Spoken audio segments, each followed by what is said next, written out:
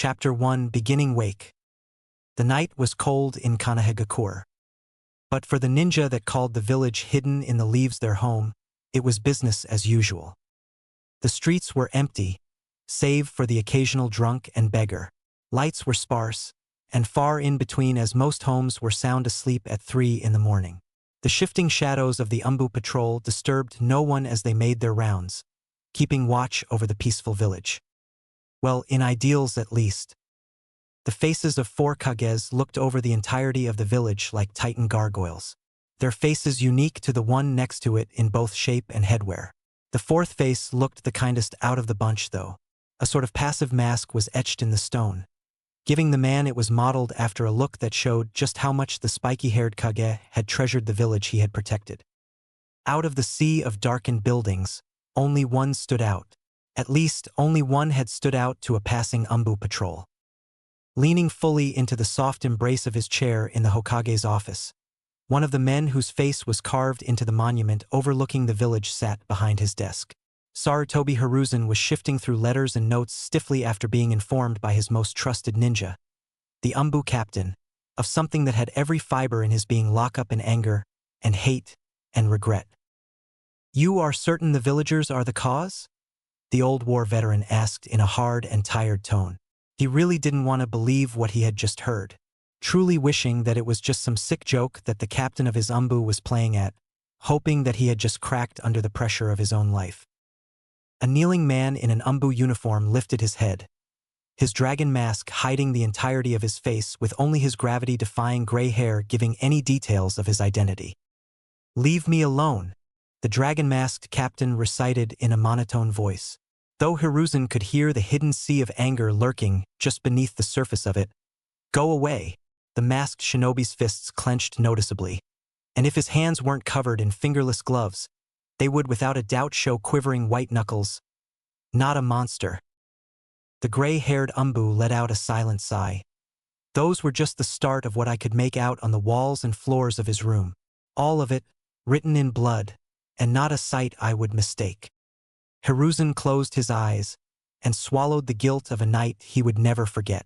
The two stayed silent before the tired voice of an equally tired old man barely spoke above a whisper. "Go." Hiruzen didn't need to open his eyes to see the nod that he got in return, and the swift exit that followed. For a while, the Sandame simply sat there, letting the silence of the room engulf him as the gravity of the situation set in. He was a moving statue of emptiness as he got back to the pile of paperwork on his desk that never seemed to end, turning over pages of reports that he wasn't even retaining as he read them. Over and over again he read through bits and pieces of the title-less papers, putting them down and flipping to the next one without a blink. Each paper he read through, he skimmed each line but registered none of it in his head. For minutes that seemed to be hours, the old man stared numbly at the blurred pages until he finally stopped with a sigh, and was held hostage by himself. He couldn't ignore it anymore, feeling the clawing sense of being watched, and soon found his eyes staring weakly into the framed picture of the kage who was meant to replace him, the yandame. The blond, spiky-haired man in the picture was an undisputed mirror, albeit a fully grown version of the boy that he had the pained and shame-filled responsibility of personally admitting to Konoha's hospital. In a near-robotic fashion, he had the son of one of his most treasured friends placed in his personal medical room to make sure, most regrettably so, that no further harm would come to the boy that had worked his way into the deepest crevices of his long-since battered heart. Hiruzen's face grimaced as he drank in the photo of the young kage, smiling in the picture, as he hugged his pregnant red-haired wife from behind. "This isn't what you wanted," sighed the now aching leader, "and I've allowed it to come this far." The former mentor of Konoha's revered Yellow Flash forced out with a weighted whisper, the likes of which were only allowed and meant for himself. He was supposed to be a hero to the village, not the village's vent for revenge against the thing that forced you to make your sacrifice. The once calm and collective man who analyzed and planned everything before he so much as stepped in and out of his office, suddenly smashed his desk in splintering halves with a forceful grunt and failed attempt to keep his frustration from reaching the surface. The reality of failing one of the closest friends he ever had and would have was made obvious on his brow, and placed a weight on his shoulders that should have been there from the start. He had allowed his closest friend's child to be tormented to lengths that should never have even been possible. So disgusted with himself was he, that the old veteran couldn't so much as feel the burn of the sake he was now gulping down. A bottle of fine product that he hadn't laid hands on since the day he had bought it. The bottle he was supposed to share with Minato after he and Kushina settled in their home as a family, with their child resting in the nursery they had built in preparation for becoming parents. Furious, he brought a leg up past his shoulders and whipped it down, obliterating one of the newly formed halves of his desk. But he wasn't finished. As soon as he smashed the desk, he spun on the foot he had kicked down and sent the metal lamp that stood next to it flying into a nearby bookcase with a very noticeable dent in the middle, as well as embedding it a good number of inches within the wood. With a few regaining breaths and a brim-filled cup of sake, the now determined man sat back down into his chair and proceeded to rest his wrinkled forehead upon the support of his right palm. This ends today, signaling the loyal Umbu who instinctively left their lord to his thoughts. The old Kage cursed his title and wished that there hadn't been so much for him to do. For this night could have avoided if not for the destruction left in the nine-tailed fox's wake. That, however, was no excuse, and he knew it. Upon ordering his guards to return, they, without a moment's pause, trailed alongside and behind him as he once again continued to tear at himself with his frustrated and self-loathing thoughts as he made his way to go pay a visit to the hero he was entrusted to watch over. "Forgive me, Minato." Kushina. The weary Hokage entered the Konoha hospital and made for the room that was designated for his personal use. It wasn't supposed to be this way. The sounds of a child's labored breathing and running water could be heard echoing through the empty hall leading to a bathroom. The light from within it flickered on and off as if it were possessed. The walls of the apartment were bare, as were the floorings. Even the bedroom only had a single mattress with a ruffled blanket crowded at the foot of it. What would be the living room only held a single coffee table, and a chair that was thrown off to the side with only a single leg. The door to the entrance of the small one-bedroom apartment was sealed shut. Two of the missing chair legs were nailed into it and the section of wall beside it, keeping the door from being opened. The other was being used in an attempt to barricade the only window in the somewhat spacious room, going across the shattered panel of glass from one bottom corner to the top. It was all done poorly, and red finger and handprints stained much of the surface of the legs, windowsill, and door. Footprints of the same red rust-like color littered the ground, as if someone had been pacing around aimlessly. Though if one took a closer look, the faded murky footprints were much too small to be that of an adult. A harsh gasp hissed from out of the bathroom, and a small frail figure emerged from the room. The dim light of the old light bulb flickered in and out still, but revealed a floor-smeared and seeming flooded floor coated with a thick crimson liquid, and the small frail body left a print behind with each bare step. Hic stupid hic stupid. A boy no older than 5 years of age stumbled down the hall, his body fumbling from one wall to the other as he kept losing his balance and tripping over his feet, carelessly slipping on the remnants of the blood that he was trailing from the bottom of his feet, and leaving crimson streaks along the walls where his hands were being dragged on them to keep himself steady. Won't they just hick me aloe cough any? The boy clenched his head in agony, his wrists and forearms showing many jagged cuts that were starting to scab over, and other blood-stained lines depicting areas that he had cut before, but were now healed over without a mark. Demon! The boy shuddered as his eyes darted across the empty space in front of him, quivering in instant horror. "And no," he muttered weakly. "Murderer." His body was quivering now, with his shaking legs just barely able to keep him up. Naruto," he protested aloud. "I'm not a murderer." The voices of the villagers had come back. They'd been plaguing his thoughts for a while now. Beatings, shunning, and name-calling. The whole bit. Now, though, he couldn't even escape the hell of his life in his dreams anymore. The villagers had found a way to torment him in them too. "You damn demon brat. Get out of my store." Tears were streaming down his face, making the dried blood that was smeared on his cheeks and chin drip down along with the small liquid trails coming out of his eyes. Uzumaki Naruto. He wasn't a demon. He didn't do anything wrong. He sniffed again as his breathing became erratic. The image of a man holding a thick piece of wood approached him, and his head snapped to the side as he turned his body with the blow he received, only to be sent down to the floor by another image that had appeared behind him, with his leg still sticking out in front of him. I won't disgrace this home with your presence. It's because of you that the orphanage doesn't have any more room. Naruto curled into a ball and clenched the rusty kunai tight in his trembling hands. I didn't do anything, he cried out, and shielded his head from the incoming blows of the villagers. An older man who was missing an arm kicked him in the face. You killed my daughter. He yelped in pain from the blow. I didn't. A young teenager with a Konoha headband stomped on his stomach. You killed my sister. He choked out the air in his lungs as he hugged his midsection. And no! A man with burn marks on his face and neck kicked him on the side of the head with enough force to make him flip the other way. You killed my family. More images started to crowd around him.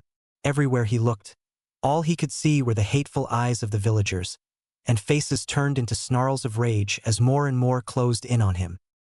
Their voices melded together into a roar that he could hardly make out. All he could hear in his head was you. A little girl holding her toy away from him protectively glared at him. You. A rebellious-looking teen smirked as he watched Naruto pick himself up from the floor, just like he did when he had pushed him down the flight of stairs at the park. You. His head was bleeding after being hit with a large rock, and the woman that he had asked for help looked at him for only a second before turning around, completely denying that he even existed. You. They were in his face now, prying Naruto's little hands away from his eyes, forcing him to take in all of their hate, punching, kicking, and cursing his name at the top of their voices. Finally, his eyes flashed red and his pupils turned to slits as he raised the rusty kunai up in reverse. You. Fire seemed to shoot through his veins as his vision blurred, and the only thing he could feel now was anger. His small heart thundered in his chest, the adrenaline flowing through his body making him numb to everything but the ones doing harm to him. I didn't do anything. His voice a menacing growl that should not be able to come out of a child's body. Naruto plunged the rusted blade into the hand that was hitting him and pinned it to the ground, making sure he could hear the opposing limb hitting the floor with force. The voices stopped, and the villagers disappeared. And then, nothing. Silence engulfed the apartment as Naruto's harsh panting slowed, and gazed down to see that the hand that he had stabbed was his own. His eyes shook, still glowing red as he stared at his hand dumbly, before he could hear the voices of the villagers coming again.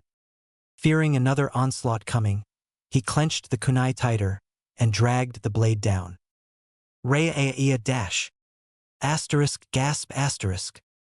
Naruto awoke with a terrified intake of air, his small heart beating erratically as he woke up expecting a fist or at least a rock to be flying his way. His body felt tired, exhausted, and his head felt like it had a hot nail going through the middle as he gripped the sides of his skull in pain. The echoing sound of dripping water filled his ears, and Naruto's young mind slowed to a standstill as he felt the moisture of warm liquid underneath him. He was there again, the part that lay within him that he had visited multiple times over the duration of his escape. This time, though, it was different. It wasn't like it had been before, where it was as if he were floating outside of his body and looking on into black nothingness. No, this time he was there. The smell of calm and subtly shifting water reached his child's nose and threatened to go in it with each time he bobbed in the warm water. A sort of peace befell him, as if there were no way anything could hurt him so long as he lay still and let the water he was floating in hold him up, as would an equally calm lake or pond hold up a leaf. But something else was different about this place. He couldn't quite pin it down. Vibrations in the once still water alerted him to a presence, and the sound of shifting movement perked his ears. Subtle to the point as if there were an invisible wind playfully weaving through the leaves of a tree, the young boy found himself listening to the sound of a deep turbulence, the likes of which he had heard before, coming from himself at any given time he so chose to listen. It was the drawing and release of breath, the simple and most unthought of action one could make. Except this one was different, for it was not his own. The breathing he was hearing didn't seem too far away, but the length of time it took for a single breath to be drawn made whatever it was that was breathing seem limitless in size. Naruto knew that whatever the breathing belonged to It was big enough to make him appear minuscule in comparison. That much was clear. Finally, after what seemed like an eternity spent laying there, Naruto started to pick himself up. As if rising from the ground for the first time in his life, and taking another age for him to find his feet, Naruto finally stood up. Steadily, as if expecting something, or someone to appear before him that he hadn't met for a very long time. The whole thing was strange to the blonde. The expectance was something he hadn't yet experienced, and would find that what followed next would be something that he would never forget, something that he would never wish to forget. The deep and warm breathing sounded out once more as the small, and now ant-like boy, when compared to the behemoth that dwelled not too far for comfort from him, began to turn his head to take in the both majestic and petrifying sight that waited not 1 foot behind gargantuan iron bars. The pillar-like beams of metal seemed to disappear into the distance of the forever going black that he could only assume was the ceiling of whatever place he was in. Azure blue eyes met blood red as they seemed to peer into his very soul, his very source of being, and with a final exhale of breath, pushed his expressionless mask back and replaced it with a look of shock that could stop the largest boulder from free-falling to the earth if it were caught in his gaze. "So, you've finally come." A deep, mountainous voice bellowed out like gentle thunder, and made his whole body thrum in tune with each word spoken. "As I have been expecting you to make my acquaintance." A massive body slowly emerged into dim but well enough view for the wide-eyed Uzumaki to see perfectly within the darkness of the titan-sized cage. Piercing crimson-red eyes gained a rim of black fur, and the rest of the hidden figure was revealed to be a body of orange fur of monstrous proportions with a red tint. The upper portion consisted of a very human-like torso that turned into that of a regular fox past the midsection, and ended at the swishing of 9, equally sized if not larger in length, fox tails that seemed to carelessly sway from side to side. Their nonchalant sway looked as if they were all moving for the sake of just moving. All in all, the being behind the gate was a force of nature in pure size alone. A fox, the likes of which only heard in bedtime and scary stories, lay outstretched in front of the 5-year-old boy, who could do nothing but stare back with eyes wide enough to be mistaken as diner plates. The Kyubi no Yoko, the bijou whose name would set off any alarm within a 100-kilometer radius, stood not 20 feet from him. "Though you are a good deal earlier than I had first expected you." "How peculiar." The massive and near-mythical being chimed nonchalantly with a deep and almost resonating voice, the likes of which could be mistaken for Kami himself. The giant eyed the boy, who still stood frozen, with a curious gaze. Whether out of fear, shock, plain awe, or even a combination of the three, it didn't matter to the kitsune. As if reading the boy's blank mind and an attempt to reset it, the being spoke again. "What? Nothing to say or scream?" The great fox mused with a slight twitch of an ear, and a sly foxy smirk of mischief. "I'm hurt."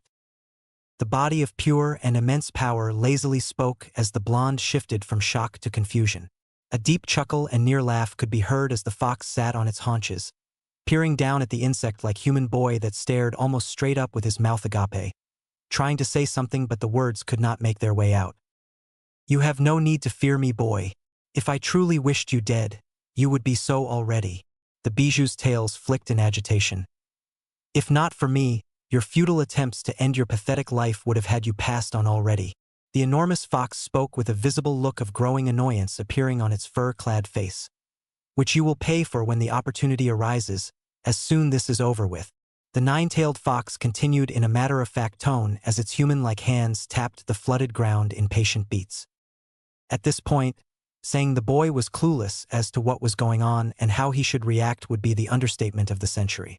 Naruto had absolutely no clue where he was, why the Kyubi who had been thought to be dead was there in front of him in what looked like a prison, and to top it off, he had no idea of how to carry on a conversation with the godly fox. As if it could read his thoughts, the giant kitsune nodded with a smirk. "All excellent questions, Kit. Might I say that I must commend you for not replying with anything stupid." The way he said it was as if he had expected him to reply with something cliché like "Well, what are you?" or "Are you the Kyubi?" which made Naruto grow a quick flash of balls for a moment. "Oi, furball. Just because I'm barely old enough to enter school doesn't mean I'm stupid." The tempered Uzumaki retaliated with somewhat of a lethal glare, for a 5-year-old that is. The furball, as he called it, shot him his glare, and what little fight he had was again surprisingly reluctant to leave him. Impressive for a brat." One giant ear twitched. "You pass for now," the fox stated as he retracted his glare and replaced it with a look of minor, and an "I have no other option" sort of approving look. Pass what firm, QB? I can't make him mad, he'll squish me," answered the once more surprisingly intelligent boy who had enough common sense to not piss off the tailed beast whose nostrils were more than 3 times the size of his body. Speaking of nostrils, the bijou smirked a foxy fong revealing smirk and snorted at the small boy's remark. "It's going to be rather interesting with this one," thought the fox in its head. "You pass as possibly being worthy to be my potential container," replied the kitsune with a puzzled-looking Naruto gazing up into his eyes with a look that caught his attention. It appeared as if Naruto was also hearing whatever was happening outside of his mind. The QB had noticed the whispers that had started up a few minutes ago, and were slowly growing in volume and frequency. Both took the time to tune each other out and see if they could get a clearer input of what was happening around them. Outside Naruto's mindscape, "Hokage-sama," began a male blonde shinobi whose appearance seemed to be worrisome for a certain senior citizen, who needed no cane to beat some sense into anyone who dared try to cause a hair to go out of place on Naruto's head. Though it would take the eyes of a Hyuga to detect a change in the spiky forest that made up the top of his head. The shinobi seemed to be distressed because of the small boy currently slumbering in the bed not 3 feet away from where he was sitting in Hiruzen's private hospital room. "If what you're telling me is true, how do you plan on dealing with his aim of becoming a shinobi? With his mental state being in this condition, there's no telling what could happen should he be allowed into the academy," the teal-eyed man reasoned. This really wasn't what Hiruzen wanted to hear. Sure, Naruto was in a fragile state, but with this shinobi's help, perhaps that could be changed. "Inoichi, please just do this for me. Not as a shinobi under my command, but as one of the few who have my absolute trust and can call me friend." The old Kage pleaded tiredly. He hadn't slept since he admitted Naruto into the hospital the night before. It was well into the morning now. Inoichi, the head of a clan of ninja who specialize in ninjutsu of the mind and capable of altering, destroying, and in some cases even implanting memories within other shinobi if they so choose to. Some of the more experienced within the clan could also invade the mind of other people, giving them access to their memories and psyche. A skill that have them the ability to make friend turn on friend, a useful and intimidating tool in battle. Inoichi found his current situation particularly difficult, however, as a shinobi of the interrogation unit. His professional opinion would be to deny Naruto any chance at becoming a ninja, simply because of the danger he would pose to his comrades since he was now clearly suicidal. And at such a young age as well. With that being said, the seasoned ninja was torn because of another factor. The Sandaime, his leader, trusted friend, and not to mention the one who bore the name the Professor because of his extensive knowledge and ability to see things through. He had just asked him to basically erase the events of the previous night and allow this 5-year-old suicidal boy a chance at becoming a ninja. A profession where life depended on other ninja to have your back without question, and the same in return.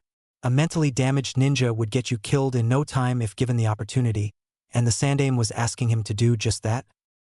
Thinking hard on it, Inoichi came to the conclusion that not once has the Hokage ever lead him or the village astray. Even when the opportunity presented itself for him to rule with an iron fist came along during the wars, the Sandaime proved true his loyalty to his village. His decision was made. He had never doubted his leader's intentions or reasoning, and he would not start now. In Naruto's mindscape, "It seems we will have to save this for later, Kit. It's time for you to go back and make sure nothing will happen to your body. Lesson number 1. Even in sleep your senses must be alert as if you are not." And with that, the fox slowly faded away into darkness from which Naruto had originally gotten into the landscape of his mind, which he took to calling his mindscape as he exited out. The feeling of floating was upon him once again, though this time it felt as if he were on a cloud, if he could imagine what a cloud felt like. Slowly opening his eyes, Naruto found that the dim light in the room was enough to sting and irritate his eyes, as if the amount of light he needed to see was much less than what was being allowed into his twilight-veiled room. The next thing that he took notice to was the fact that what should have been whispers before, he could now hear as if they were normal spoken words. If that wasn't odd enough, he could also distinguish the slap-like sound that resonated when someone smacks their hand into water. His irritated eyes looked up to see an IV. the source of the annoying crack every time the liquid dripping from the bag dropped into the section where the tubing went up his arm. Well, that's new. Thought the little blonde, as usually a drip would be the sound that he would hear coming from something like that, not a amped-up clap. Though what fully woke him next was the stench that threatened to blow his brains out of his head from the headache it was giving him. Gigi really needs to brush his teeth. Very well, Hokage-sama. I'll get started. Inoichi bowed and turned around to get to work, but was immediately shocked still.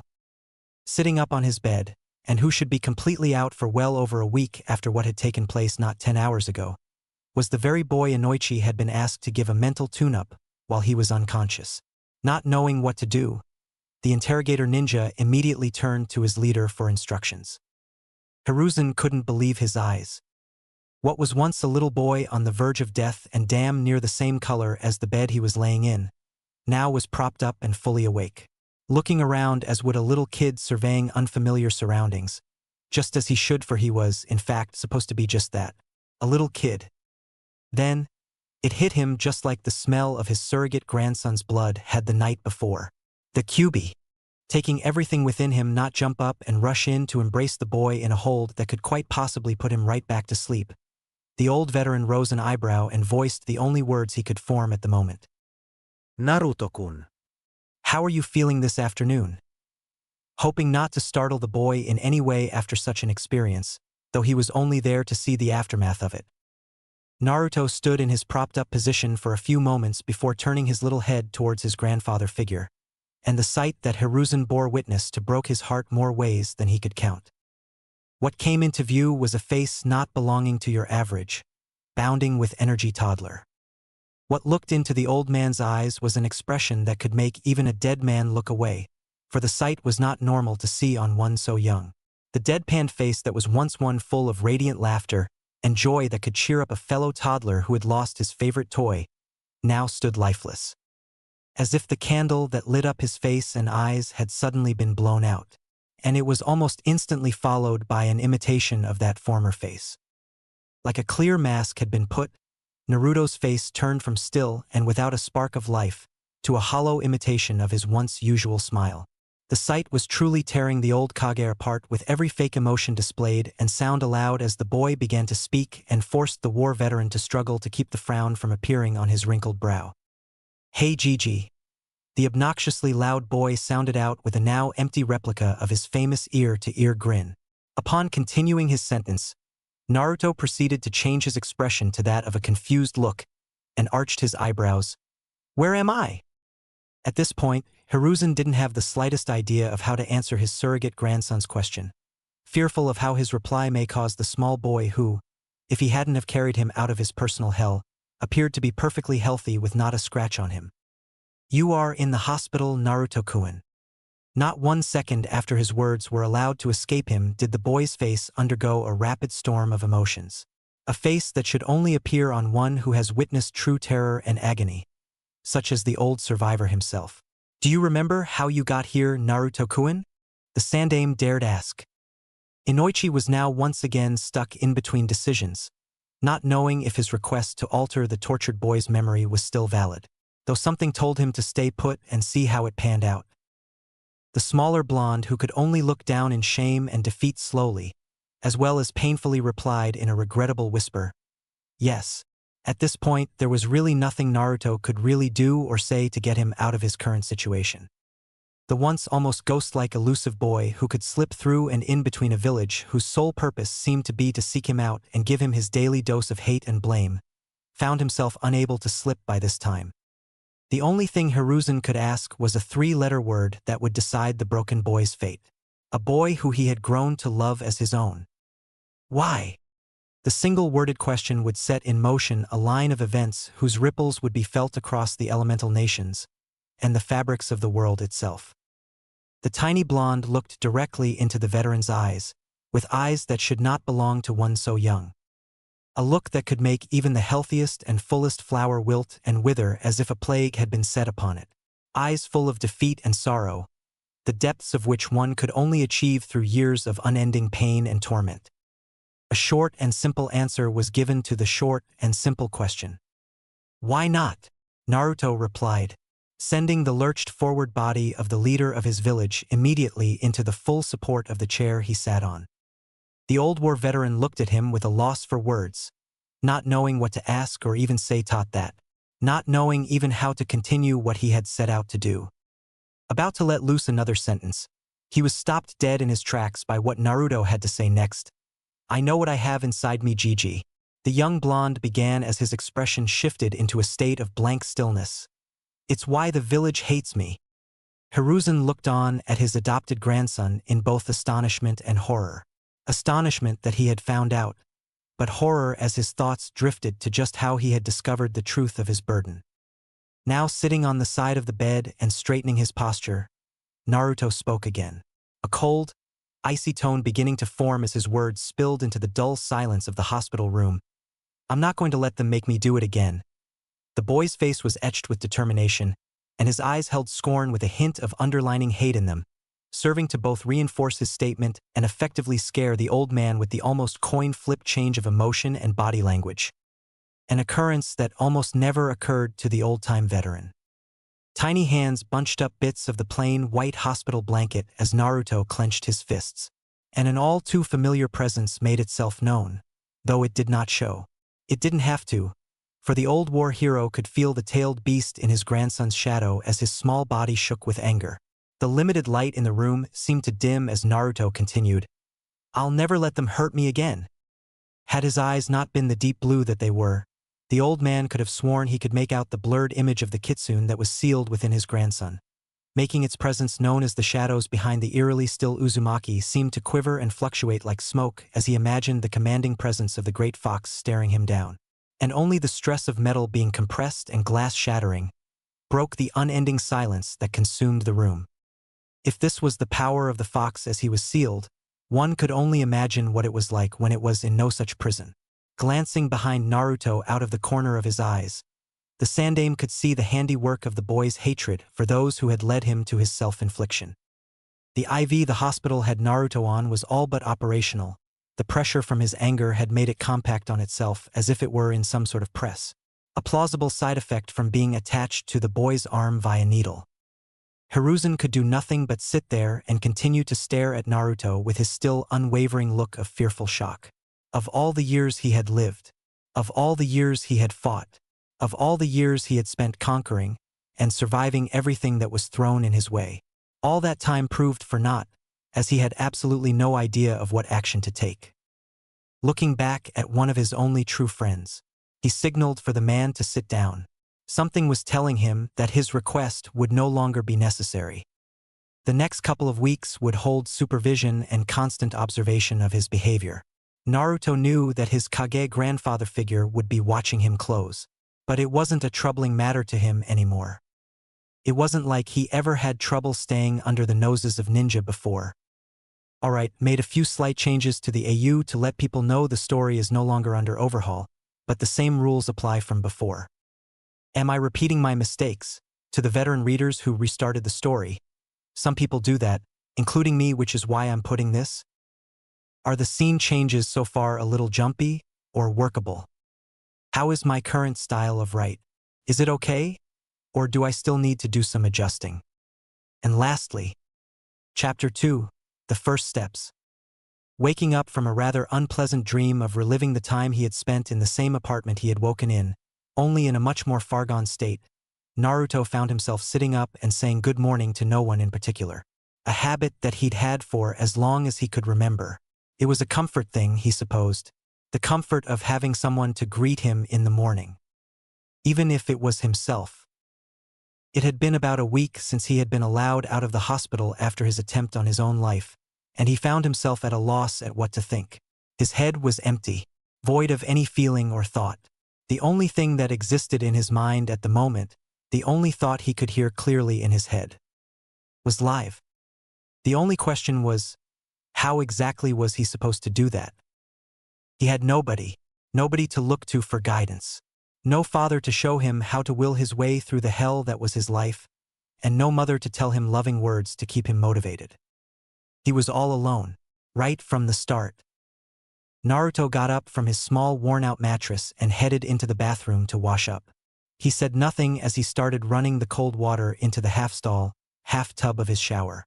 His apartment complex was abandoned, and that meant that any maintenance was halted since no one wanted to go near the demon. The water was either freezing cold or steaming hot. The mornings usually cold. The light was working properly now, and he went on to wash the drowsiness of waking up from his body. Well, that's what he would have been doing anyway. The small blonde was wide awake and clear-headed even at 6 in the morning. The last time he had glanced at the clock in his room, the hour had been 4, and that was before he finally decided to lay down to try and sleep. Had he been daydreaming? There's no blood, and the kunai that I got from the training grounds is missing. Naruto looked around, noticing the distinct lack of any and all traces of the would-be kind Samaritans that had cleaned his blood-stained walls and floors. He nearly missed the absence of the thick, slick sap of coagulated blood going around in trails. The smell of iron and spice was gone as well. Gigi must have had some of his umbu clean up. The small boy spoke out loud to himself. It wasn't like anyone was around to judge him or do anything to him. It made him feel like somebody was with him, and he didn't care what people thought of him anymore anyway. Not when he was somewhere that was his domain, his place to control. With his morning shower done, Naruto put on some clothes to head out for the day. A simple black t-shirt with a red spiral on the back and dark orange shorts to go along with his navy blue sandals.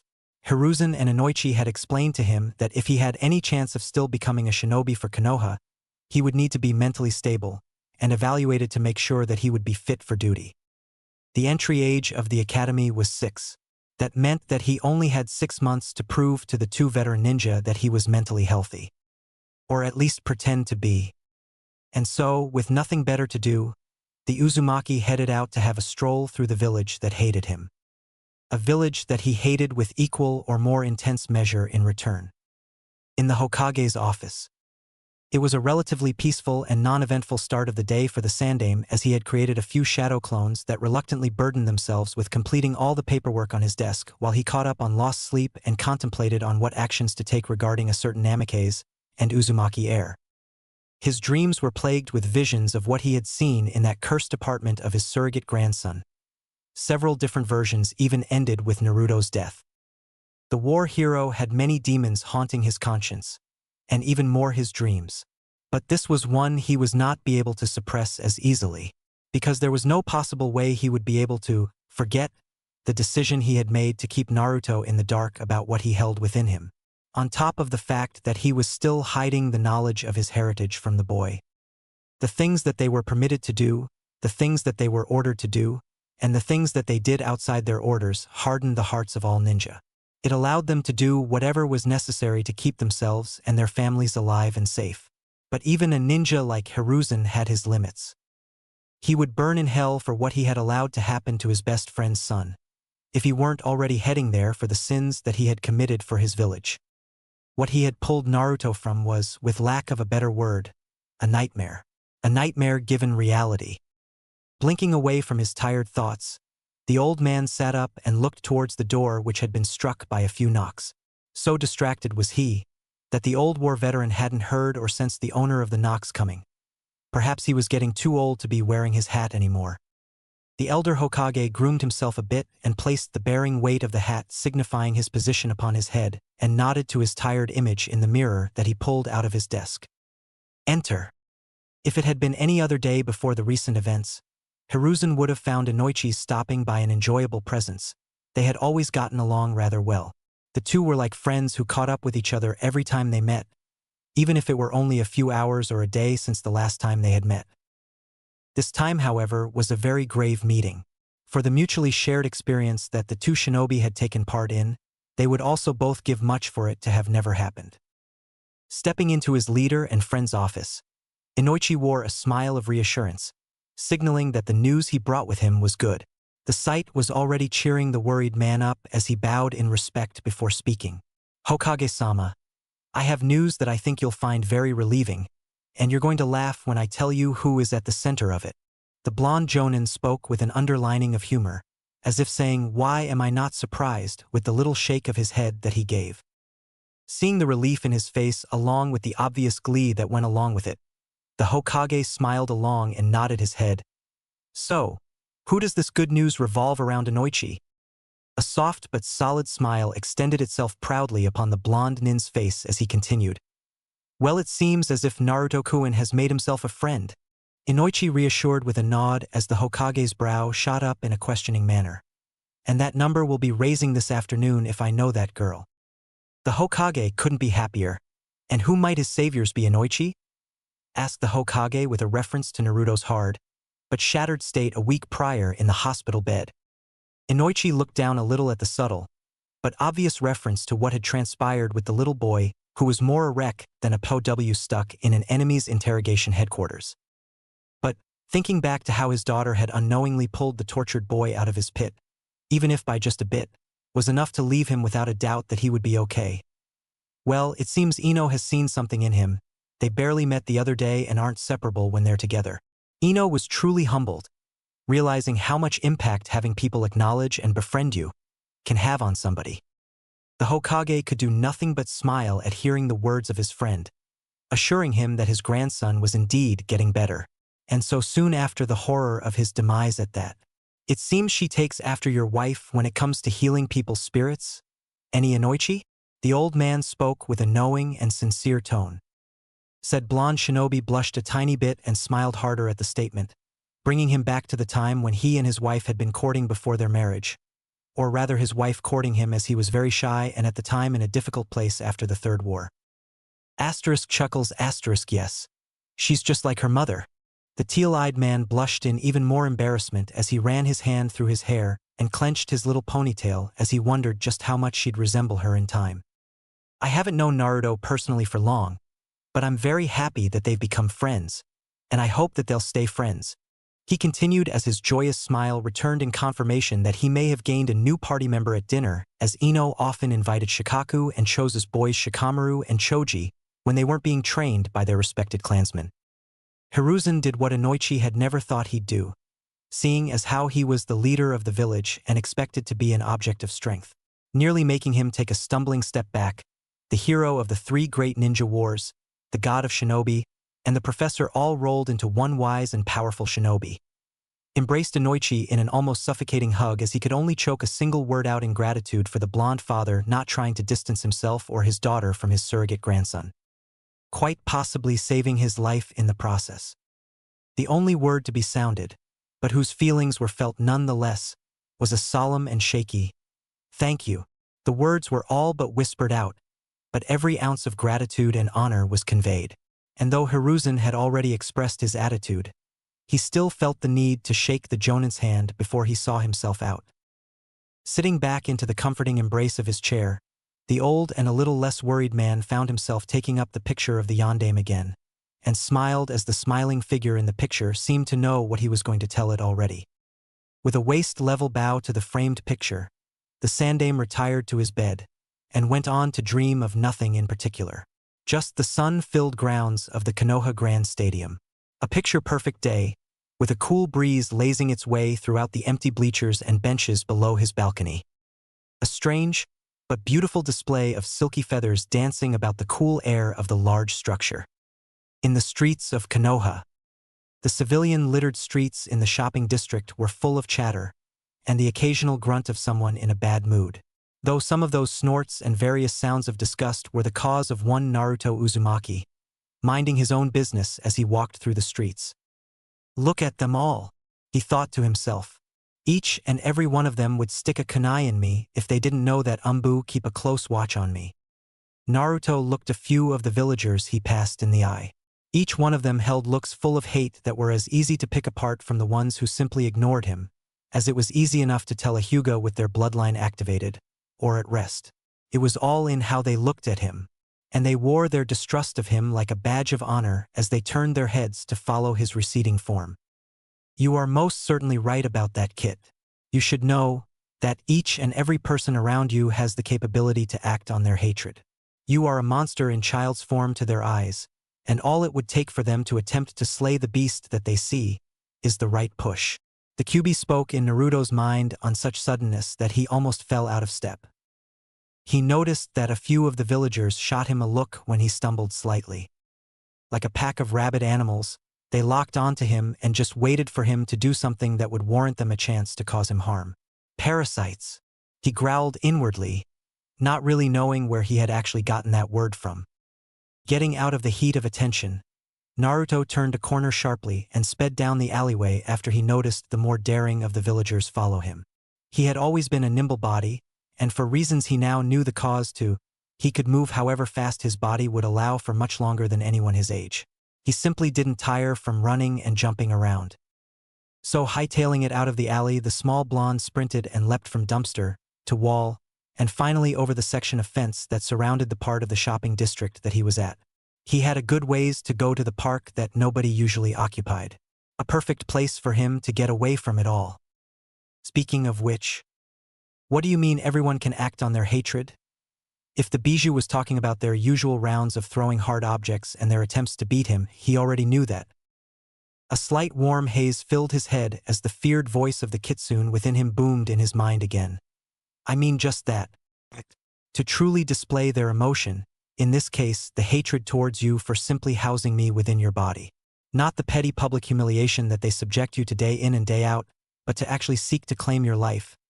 It is human nature to attempt to destroy what is out of their control, and if they cannot, then they destroy themselves instead. Naruto lowered head a bit, to where his hair shadowed his eyes. He had always assumed the mob beating that he had to face at times was the extent of the village's cruelty. To learn that there was even more that they would be able to do was just more weight on his already scarred young mind. So, you're saying they would kill me if they got the chance? It wasn't a question, but a statement. A menacing growl was the agreement that he got in return. Though Naruto had an idea that the display of anger wasn't directed towards him. If they so much as breathe in your direction the wrong way again, the spineless worms will find themselves missing the hand that they tried to harm you with. Hearing footsteps approaching from some was behind him, Naruto felt the urge to conceal himself, to decide if whoever the person tracing his tracks was no threat or an enemy. A young troublemaker-looking genin boy walked by shortly after the young Uzumaki dove into some nearby bushes. His orange shorts would probably get him noticed, but laying down, his black shirt would keep him concealed. Now, if only my hair wasn't so bright, he mumbled under his breath. Naruto watched as the unsuspecting genin walked right by him while muttering tasteless insults about the demon brat and how he thought he had spotted him. After all, you are not as helpless as you once were, the bijou added after Naruto's comment on his hair, because now you have me. Furrowing his brow, Naruto crept out from the bushes and took off at a jog for the empty park after he felt it was safe enough to venture out in the open. You did that. Usually he just ran like hell whenever someone started trouble. Half the time, the people going after him were ninja, and the only training he had was self-taught toilet training. Hiding wasn't exactly in his list of things to do when being pursued by a mob of angry villagers. He figured if he did hide, the shinobi in the crowd would just get an easy picking at him, genin or no genin. I can influence you, use my power and presence to point you in the direction I wish, but I cannot control you. The seal that imprisons me keeps me from doing so. Sighing, Naruto sped by a group of villagers in his way, slowing down and moving through the abundant foliage in the village to keep from being spotted. He had never thought about traveling like this before. It would seem that the bijou knew what he was talking about. So you would control me if it weren't for the seal. The small blonde was feeling more alone with each passing moment. The demon fox snorted in amusement and mild annoyance. Would you believe me if I told you that I am not as cruel as you mortals portray me to be? The Uzumaki smiled a little after successfully sneaking past the group of villagers. Now it was a straight shot to the park where he could have a rare slice of peace. More than I would believe someone who told me that the villagers were good people. All but seeing the boulder-sized eyes roll after another snort, Naruto made short work of the distance that was left until reaching the park. Then that is at least a start, which is much more than I can say for any other of your kind, Kit. The Uzumaki smiled a little as he picked up the pace and dashed in and between the various trees and bushes that lined the park. Well, all but one. It was a rather beautiful sunny midday in Konoha. The sun was drenched the leaves of the trees and filled the thick blades of grass in the park to the brim with light. There was a slight breeze gliding throughout the area, and the whole place seemed to be alive with the way everything danced along with the wind. The only thing that was still was the trio of little kids waiting impatiently for a certain blonde who was running late. A small girl whose platinum blonde hair was multiple shades paler than a certain sun-kissed-haired whiskered boy was waiting anxiously for her newest friend. One Yamanaka Ino was fearful that Naruto may had been kidding when he had promised to meet her at the park with her two pretty much birth friends. One was tall for a 6-year-old boy and was currently occupying himself with absolutely nothing as he lay down against a nearby tree with his hands behind his head, smashing his pineapple-style haircut to the side lazily. Her other, hungrier companion to say the least, was on his third bag of potato chips and munching his way through it as if it were second nature to him. With all the constant chewing, it was a wonder to the other two kids how the red spirals on the thicker boy's cheeks didn't deteriorate under the constant motion. His light brown hair was spiked as well, but that wasn't as important as his ability to eat his own body weight in chips. Minutes went by and not so much as a sliver of a sight of the wayward blonde nervous wreck was to be seen, and the little purple-clad platinum-haired girl awaiting him was just as nervous as her new friend was when they had first met. "Come on, Naruto, where are you? I'm gonna beat you up when you get here." The little sky-blue-eyed girl began to tap her foot on the ground with a pout as she began to get the feeling that the source of her anxiety was near. Flashback. Settling home after her fun-filled day of playing with her friends with the addition of a golden blonde boy that she had just met, Ino was happy. Plain and simple. She now had 3 very good friends and was making herself nearly bounce out of her shoes when she started thinking that in only 6 months, she and her trio of best friends would hopefully be entering the Ninja Academy together. The possibility of them all ending up on a team together, or at least with one out of the group if they were to be split apart, was very comforting. Ino knew they had at least some kind of edge on everybody else because, as she would put it, they were totally pro at playing ninja and were very good at hiding. Well, all except for Choji, but he would find something he's really good at besides eating soon enough. Ino was sure of it. Leaving her room and making her way down the stairs leading to the living room, Ino was starved from the day of play and was ready for dinner. Upon entering the dining room, she noticed a few things that were off, and they were out of place enough for her to actually pause after walking in. She looked to see the table had already been set, which puzzled her. It was usually her job to set the table. The next thing she noticed were her parents already sitting at the table, waiting for her. Ino knew she wasn't in trouble because they greeted her with a smile, so figuring that the whole deal was just because, she smiled back and sat down to go on having a nice dinner with her parents.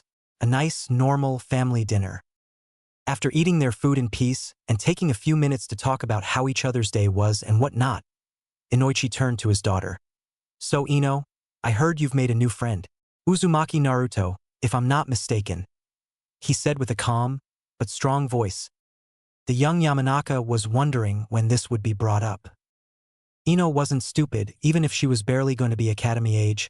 Having a ninja as a parent made her brighter than the average civilian.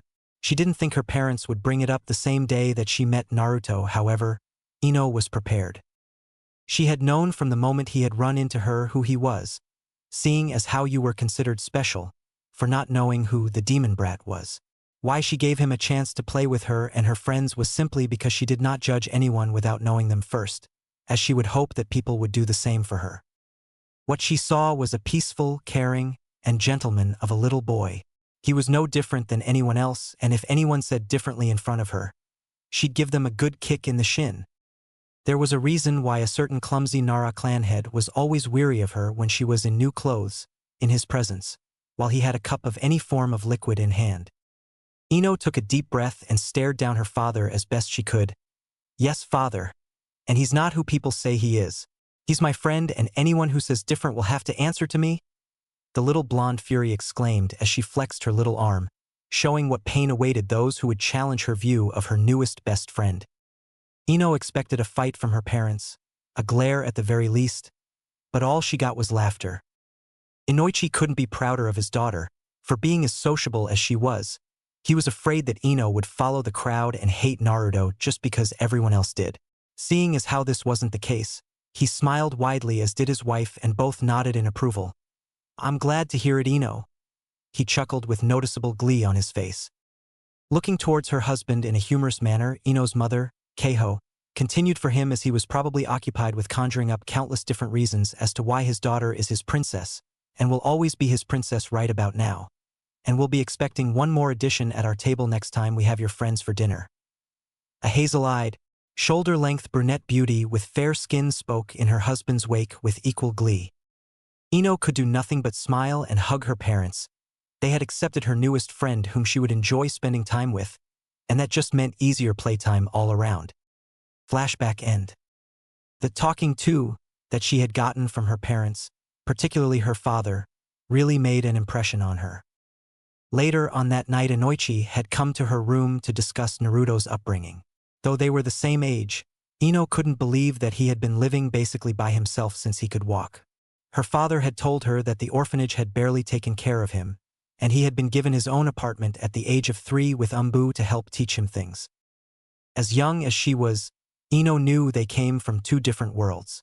Naruto was the same age as her, but she felt like he was a genin already. She couldn't explain it, he was just different from everyone their age. But that still isn't an excuse for being late, the tempered girl pouted as she closed her eyes with a humph. Moments passed in silence before a lazy child's voice rasped out over the crunchy sounds of the huskier boy eating chips. What's got her all grumpy? The black spiky-haired kid in green shorts and an olive shirt didn't so much as open an eye as he voiced his thoughts. The thick boy sitting not too far away from him shrugged. Munch, I dunno. A tired sigh came out of the lazy boy laying against the tree. Sigh, troublesome. The bristling of branches and the thumping of footsteps got the trio's attention as a vibrant blonde-haired boy leaped over the fairly tall bush and landed in a crouch. Landing on his feet with one hand on the ground to balance his landing, Naruto found his azure blue eyes staring into the sky-blue orbs of the girl he had met the day before, who also had an awful temper building up as her foot was now tapping at an intimidating pace. You know, I just remembered that I made a friend yesterday, and that I was supposed to meet her here. A sweat drop began to form on the side of his head. Half an hour ago. Dark chuckling erupted in his mind. Kakik. You'll remember next time. Naruto started to get nervous. And why is that? You will see. Naruto smiled nervously and scratched the back of his head. How's it going, Ino-chan? The anxious boy began to sweat, as he could almost feel her anger sparking in tune with her eerily twitching eyebrow. Ino. Looking at her, he knew he was in for it. Ino's eyebrow and foot stopped twitching/tapping simultaneously, and she scanned him over. He wasn't hurt, so he couldn't have been late due to an injury. He didn't seem to be sick because he wasn't sneezing or anything else along the lines of being sick. What she did notice were the bags under his eyes, and how groggy he looked. It was decided. He overslept. Bracing for impact, Naruto took one for the team. Crap. Didn't think ahead to see if we had enough time for all the chit-chatting earlier. That chit-chatting, as you called it, happened to be important, brat. The bijou chimed in nonchalantly. But out of this QB, he really didn't need this right now. Kakik. Naruto was broken out of his miniature banter by a fist to his head. Naruto Baka! The little blonde terror shouted as she hit him on top of his head, waking up the sleeping boy against the tree and stopping the chubby boy mid-chew with her yelling. I thought you were supposed to meet me here an hour ago. Naruto flinched and looked down in an unforeseen shame and defeated nature. If Ino didn't know any better, she'd swear she had heard a remorseful and almost shuddering sigh escape her fellow blonde's mouth. Worried she might have gone just a little bit too far, Ino placed her hand upon his shoulder and proceeded to lighten things up. I'm sorry, Naruto. Maybe you were really busy and came here as fast as you could. I mean, you did jump over the wall of bushes over there at top speed to get here.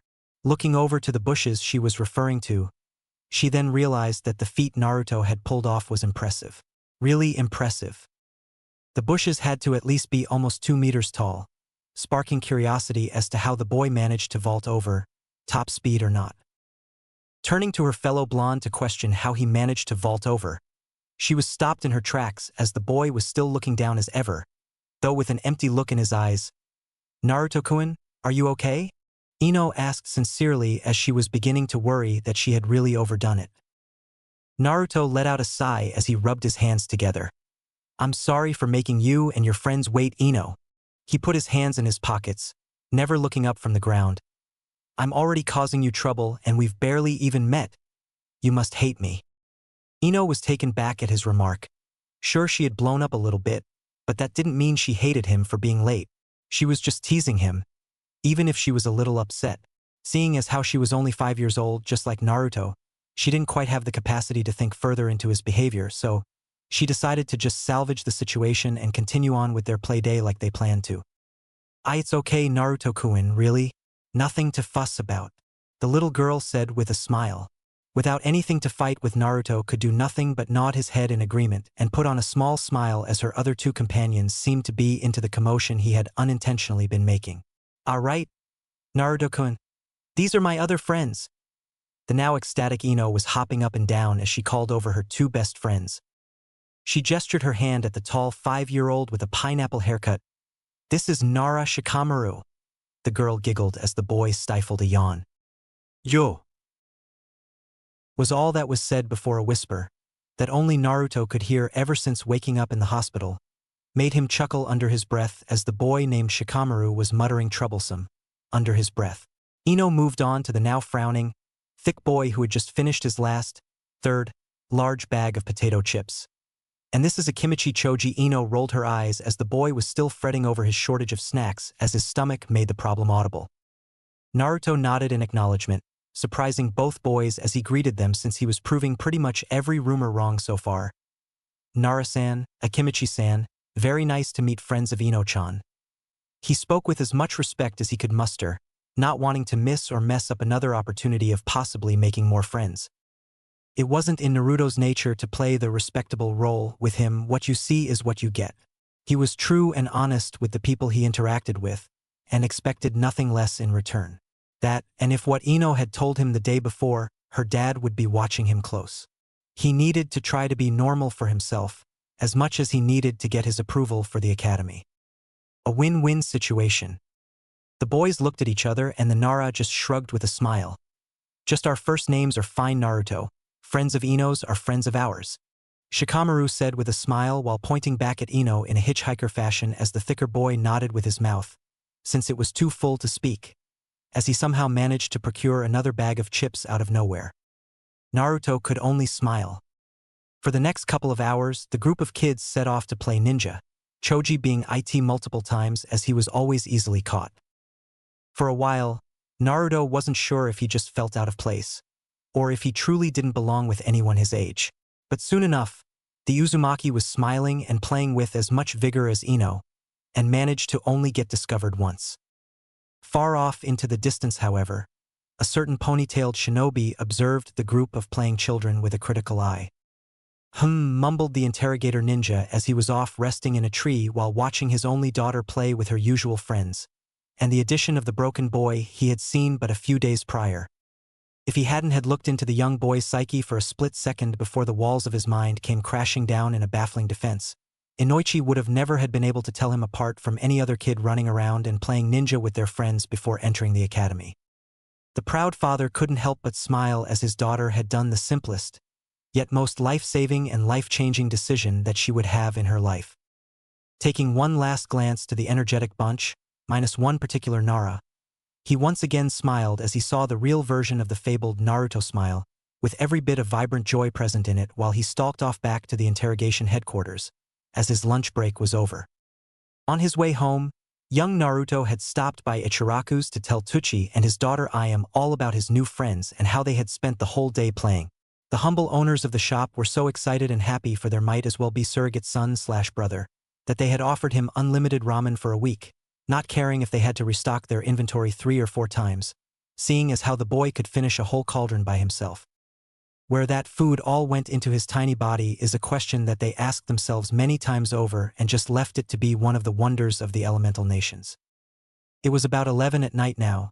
The streets of Konoha were quiet as activity died down and everyone had already settled in for the night, having completing their necessary everyday tasks hours before, and were now either sleeping off the day's activities or doing something else. Walking through the empty and darkened streets, Naruto couldn't help but feel as if something was wrong. He was in the outskirts of the shopping district now, maybe 10 minutes walking distance from the red light district and another 20 to his apartment since he lived in the heart of it. Usually, even at this time of night, there were still people buzzing around, either heading home or heading to one of the many brothels in the red light district. But as he stood in the crossroads between districts, the streets were empty. He couldn't even find any stray animals rummaging through the garbage littering the poorly kept alleys and overflowing dumpsters.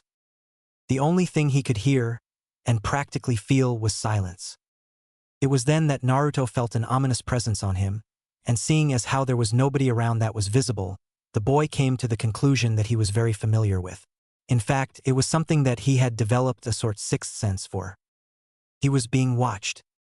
The crescent moon shone like a warped star as Naruto gazed up into the dark, clouded sky. Here we go again.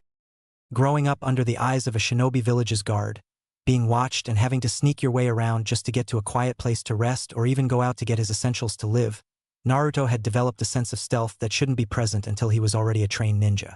Though the village had saw to it that he were primed and ready to enter the academy well before he ever reached it. Sensing his body was in danger, and clearly hearing a thrown object sailing through the air heading straight for him, Naruto instinctively dove forward and circled behind a dumpster in a nearby alleyway. Only a moment passed by and he already knew what was happening, for it had not been the first, and it would not be the last time he's had to deal with his current situation. Albeit this time, he truly was fearful for his life. Looking through the crack in between the dumpster and the alley's wall, he could vividly make out the gleam of a shuriken, embedded halfway into a wooden post that was next to him just a second ago. His little heart racing, and knowing that hiding wouldn't probably do him any good, Naruto ran for his life after catching a glimpse of a figure in the dark. It was relatively small in size, but the figure with a masculine build was wearing a headband on his forehead that bore the symbol of Konoha on it, signifying that he was, indeed, a ninja. That's new. Judging from his size, Naruto would say he's a genin.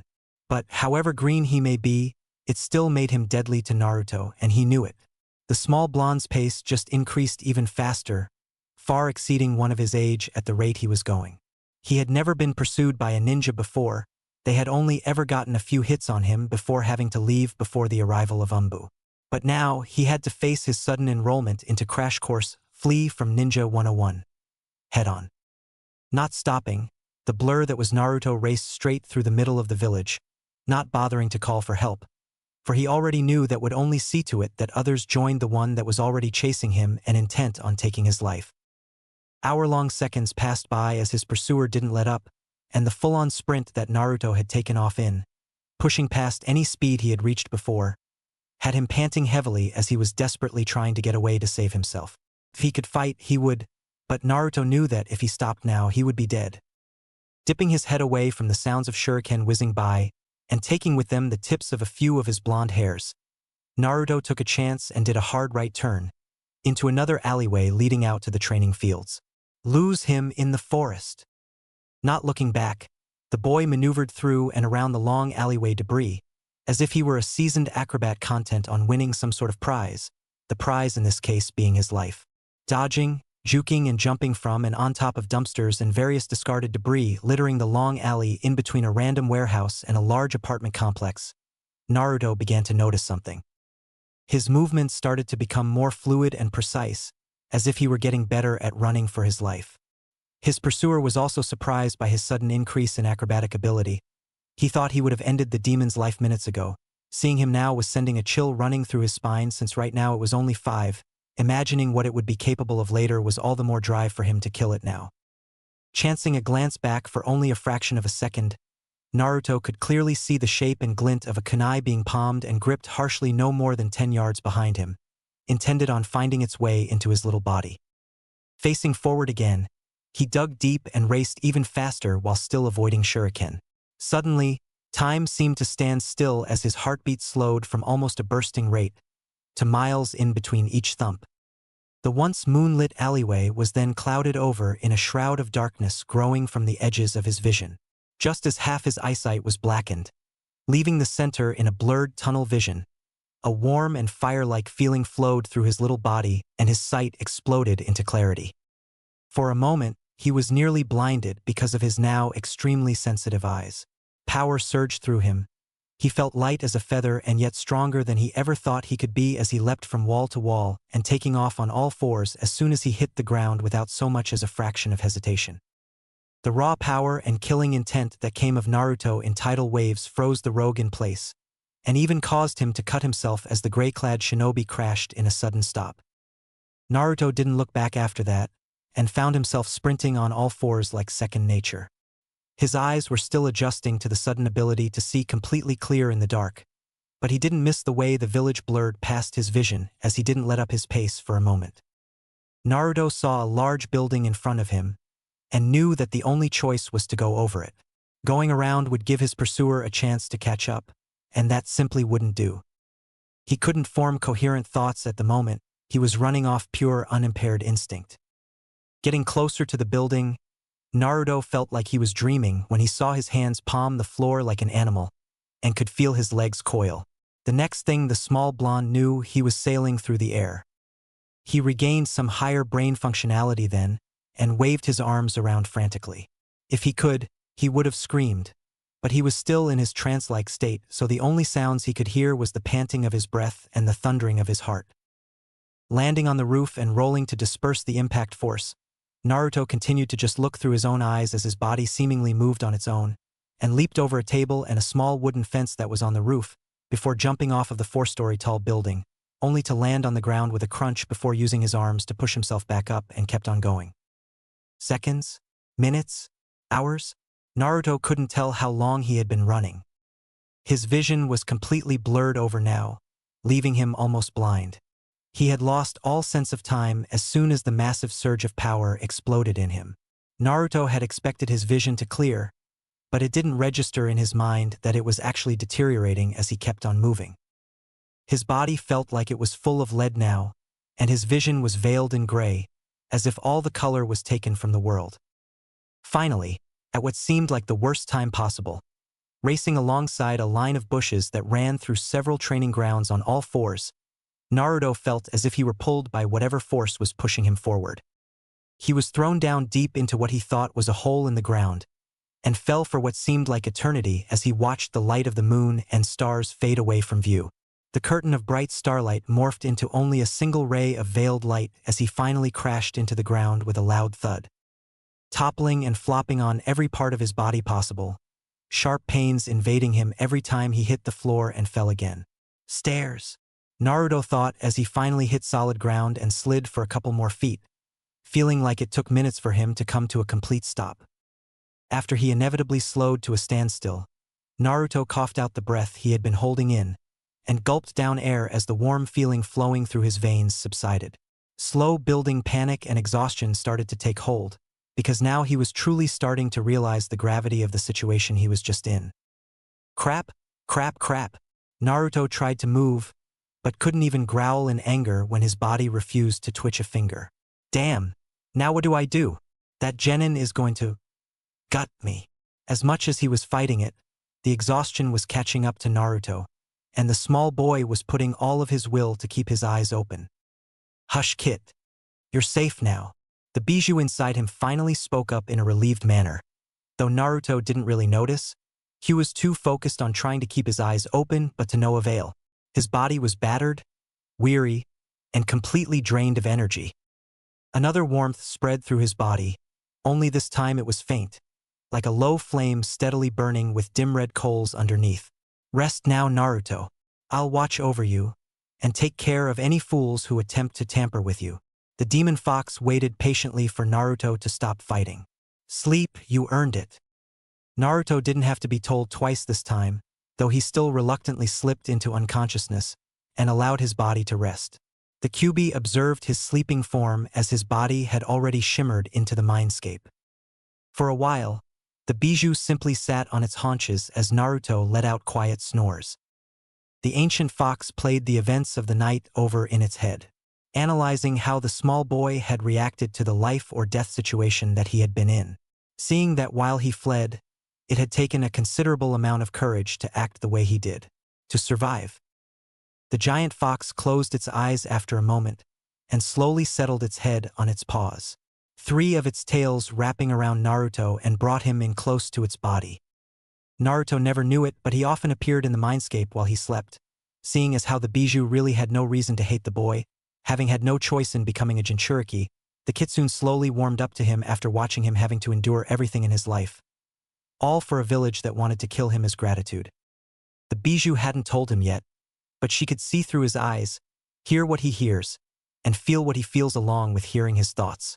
She had been there every step of the way so far, and it hurt her to see this innocent boy being subjected to such treatment. As much as it had annoyed her when he had tried to kill himself, the Kyuubi understood why Naruto had done it. And though she didn't show it, it rattled her heart seeing him that way, feeling what he kept buried inside as he attempted to take his life in order to escape a world that condemned him or saving them. Even if he wasn't a Bijou, or even a fox, no offspring that young should ever raise a hand against itself. The Bijou had already made up her mind to bind herself to this boy, and watching him go through yet another gamble for his life so soon after their meeting only cemented her will further to help Naruto change his fate. For it would be a fate that determined the journey of so many others. After all, she was a sucker for a child in need. 2 days later. It had been a week of troubled sleeping for the Hokage, as he had yet another bout of endless nightmares of past mistakes and regrets. He sought to make as little disturbance for himself as possible as his sleep deprivation-induced headache was making every word of his paperwork annoyingly hard to retain, and he often had to reread sentences so as to not accidentally sign a request from one of the civilian council members to have Naruto imprisoned, for safety reasons, or have him exiled from Konoha altogether. The most the old man could do was sigh. He was growing increasingly tired of their pointless and antagonizing attempts to make the innocent boy's life harder than it already was. After about a solid 2 hours of constant signing or vetoing forms and requests, a deep and forceful knock sounded from his office door, making him glance up regrettably, for chances were that this couldn't be anything good for a change. "Enter," spoke the tired and already burnt-out old man. A trio of long black-haired men strode in with a visible look of elegance and expected reverence in each step they took. The look on their faces spoke the silent words, "I'm better than you," with every non-existent expression that they made. The Sandaime looked to the clock on the wall beside him and raised a brow at the sight of the three nobles. 9 in the morning? Much too early for a Hyuga to be inconveniencing themselves for a demand. "Hokage-sama." 2 of the now deemed Hyuga men spoke and bowed silently. The third man in the middle gave an acknowledgeable short bow and spoke, "Hokage-same, there is a matter of which I, as the head of the Hyuga clan, have to discuss with you, personally." A bit of venom was issued at the mentioning of himself being the clan head, which only the old Kage could detect, while the 2 men beside the clan head bowed to both the Hokage and their clan leader before exiting. Not one moment after the door closed did the Hyuga lord let out a tired sigh as he sat himself in the chair in front of the Sandaime's desk, his aura losing all radiance of nobility and becoming that of just a simple man. "I take it the elders have been pestering you about the emissary sent from Kumogakure?" asked the seeming all-knowing old man with a small friendly smile. The gray-eyed Hyuga gave another sigh and nodded in confirmation. "Yes." The man looked towards his longtime friend and mentor. "As you know, this will directly affect my daughters." He eased out with a restrained and worried look. The Sandaime looked down a little and nodded. "What will you do, Hayashi?" "They are requesting a truce." Though the old war veteran knew better than to think that's all Kumo was looking to get their hands on. The man now named Hayashi gave another worried look, as this would make things much more difficult. "You and I both know that they will be sending a capable emissary to not only try for a treaty, but to see if there is a Byakugan that is unsealed and available to obtain." Hayashi's hands balled into fists at the thought of Kumo trying to steal a member of his family, let alone one of his daughters. They had always been greedy for bloodline limits, but not as ravenous in their attempts to gain more than they had been with his clan. Seeing as how all of the branch family is sealed, that leaves only the main branch vulnerable to abduction. Elders, genin and younger, the next generation is most at risk while they are still being raised as ninja. The Sandaime rubbed his temples as he thought the situation over and saw only disaster. He knew what Kumo was up to. You don't go from mortal and near lifelong enemies to suddenly wanting peace in the blink of an eye without suspicion. Needless to say, the Hokage knew for certain that the Raikage had no intention of peace, but rather an easy opportunity to get his hands on Kekkei Genkai, as he was still overly obsessed in making his village powerful after its defeat by the Yondaime himself during the Third Great Ninja War. Both men took on a grieving look, both thinking the same thing. The village of warmongers would be after one of his daughters, given the fact that they both were unsealed and carried the same blood of the clad head, making their abilities probably more than exceptional when compared to the rest of their generation. I will have no choice in Hinata's protection, seeing as how her training has already begun. She is expected to rely more on herself than her bodyguards. The tradition of the Hyuga deem the young ones to be strong from an early age, and there are no exceptions. Hayashi caressed his forehead. He had gone through the same thing at her age and was even separated from his twin to make him more self-sufficient. Hanabi, however, will not leave my side. She is not under any such restriction. Hayashi did not like this at all. Rather, he loathed and resented it. Being the head of a clan was more of a shackle than a freedom when it came to family and clan affairs. Having to make his decisions for the majority, ignoring the individual's side as a cost. Being a true father to his daughters was extremely difficult, mostly because he was politically forced to raise them not only as his daughters, but as future clan heirs. Though he was hard on them, he wished he could spend his time with them doing what normal fathers would do. He longed to read their children books, teaching them simple necessities instead of having a servant do it for him. How he longed to just embrace his daughters wholeheartedly without care and full of love. They reminded him so much of his wife, Hinata and Hanabi, more so with Hinata. She was a near reincarnation of her mother. This made his pain of restraining his love for his daughters all the more torturous. He just wished that they could go about their lives as normal people, normal shinobi. But alas, this was not the case. They were Hyuga. Famed for their jujitsu, the Byakugan. Their all-seeing eyes whose vision could see as far as 10 kilometers when a skilled user focused on long range and see through solid objects with X-ray-like sight. All Byakugan users could see both chakra and the chakra network in a person's body, but skilled users could also see the tenketsu within the body. The small pressure points in the chakra network that act like checkpoints that allow chakra to flow through the body. Nothing noticeable could be done, though the Hokage would not let any in his village fall prey to their enemies, and would see to it that a squad of ANBU would tail Hinata in case of a probable abduction attempt. ANBU will see to it that your daughters are safe, Hayashi. Family is a precious thing, and a father will do anything in their means to protect it. The old man lowered his head a bit as his eyes closed. Behind them, images of a certain blonde smiling at him flashed in his head and was quickly followed by that fateful night and the bloodied boy he had taken to the hospital. Hayashi saw this and knew what the old man was thinking about. Being one of the few people Hiruzen could truly call friend, the old man had confided in Hayashi whether or not it was wise to let Naruto into the ninja corps. As a clan head, and as a father still raising his children, Hiruzen had hoped the Hyuga would have a more individual outlook on Naruto in contrast to his own opinion. Hayashi saw what others would think as a weapon in Naruto's hands, to be a shield for the boy. Being a ninja would not make Naruto any more dangerous than he already was, but instead, give him the tools he needs to pick himself up and protect. He knew the boy would not harm anyone outside of being an enemy or for self-defense purposes. Hayashi's eyes allowed him to see many things in the village, and he saw something much more than just a living prison for the demon that had once plagued his village. "When are they expected to arrive?" asked Hayashi, breaking his thoughts away from one of the many regrets that he held on his conscience. Hiruzen sighed as he took out his pipe and gave it a puff. "Hard to say. I received the letter of their departing just this morning. I would prepare any plans that you have for your daughter's sake soon. They won't be more than a few days at best." The Hyuga nodded, soothing his headache with a rub of his brow. A small smile formed on both men, and the smile only grew as Hayashi slowly brought out a bottle of fine sake that he had kept in his robes. "Until then, would you like to drink your worries away?" Hiruzen chuckled and fished out 2 shot glasses from his desk.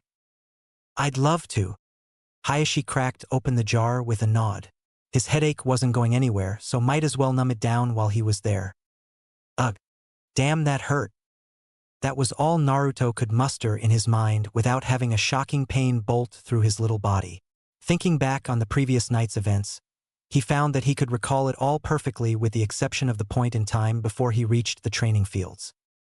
Only fractions of what he had experienced was left intact in his memory after that surge of unknown power surged through him like a stream of hot, but freezing fire. "Lay still, Kit. Your body is still recuperating," spoke Naruto's demonic tenant. The small blonde scrunched his face in confusion, and regretted it instantly when his whole face felt like it was being run through an electrified grinder. "Recuperating from what? I feel like I was put through a blender and had needles go into the mix too." Even breathing sent Naruto into a twitches of sharp pains that seemed to swim all around and within his body. The bijou muled over how exactly she was supposed to explain the current situation to the 5-year-old. "Listen to me carefully, and do not interrupt. During your escape yesterday, you were using everything you had, and were running on empty while that coward was hailing shuriken at you. You were essentially slowing down into death, seeing as how you were matched with an assassin bent on taking your life." Naruto mentally nodded in content since doing it physically would just cause him pain. Taking his silence as her cue to continue, the great fox did so. "On the last stretch, I flooded your chakra network with as much of my power as I could force through the gaps in your seal." Naruto took on a mentally puzzled look in his head, not quite understanding what the fox was getting at. But the boy found that letting the bijou finish usually led to answers, so he decided to just stay silent as she explained what she was telling him. The bijou figured that she'd have to explain in great detail everything that was currently happening to Naruto's body and what changes are occurring, seeing as how he probably only knew the very basics at best about chakra and how the human chakra network worked. Sighing, she dedicated herself to a comfortable position in her prison and went on to break it to her container just what was happening to him, because there was definitely no turning back for him now. "Kit," the great fox began. "Dive into your mind so you can focus on what I'm saying and give yourself a break from your body's changes for a while." Naruto found no problem with that at all, seeing as how the pain wasn't going anywhere. Now that he thought about it, the pain was actually growing gradually. Whatever was happening to him was already spreading all over his body, but at the same time seemed to overlap and layer itself. If that made any sense. This had the boy completely dumbstruck and almost in a panic, but he forced himself to save that for later and listened to what his tenant had to say. Inside Naruto's mindscape, the familiar piece of silence, followed by the sound of single droplets of water hitting a still lake, rang in Naruto's ears, signaling that he was inside his mindscape. Naruto looked at himself and found nothing was wrong with his body aside from a few tears in his clothing.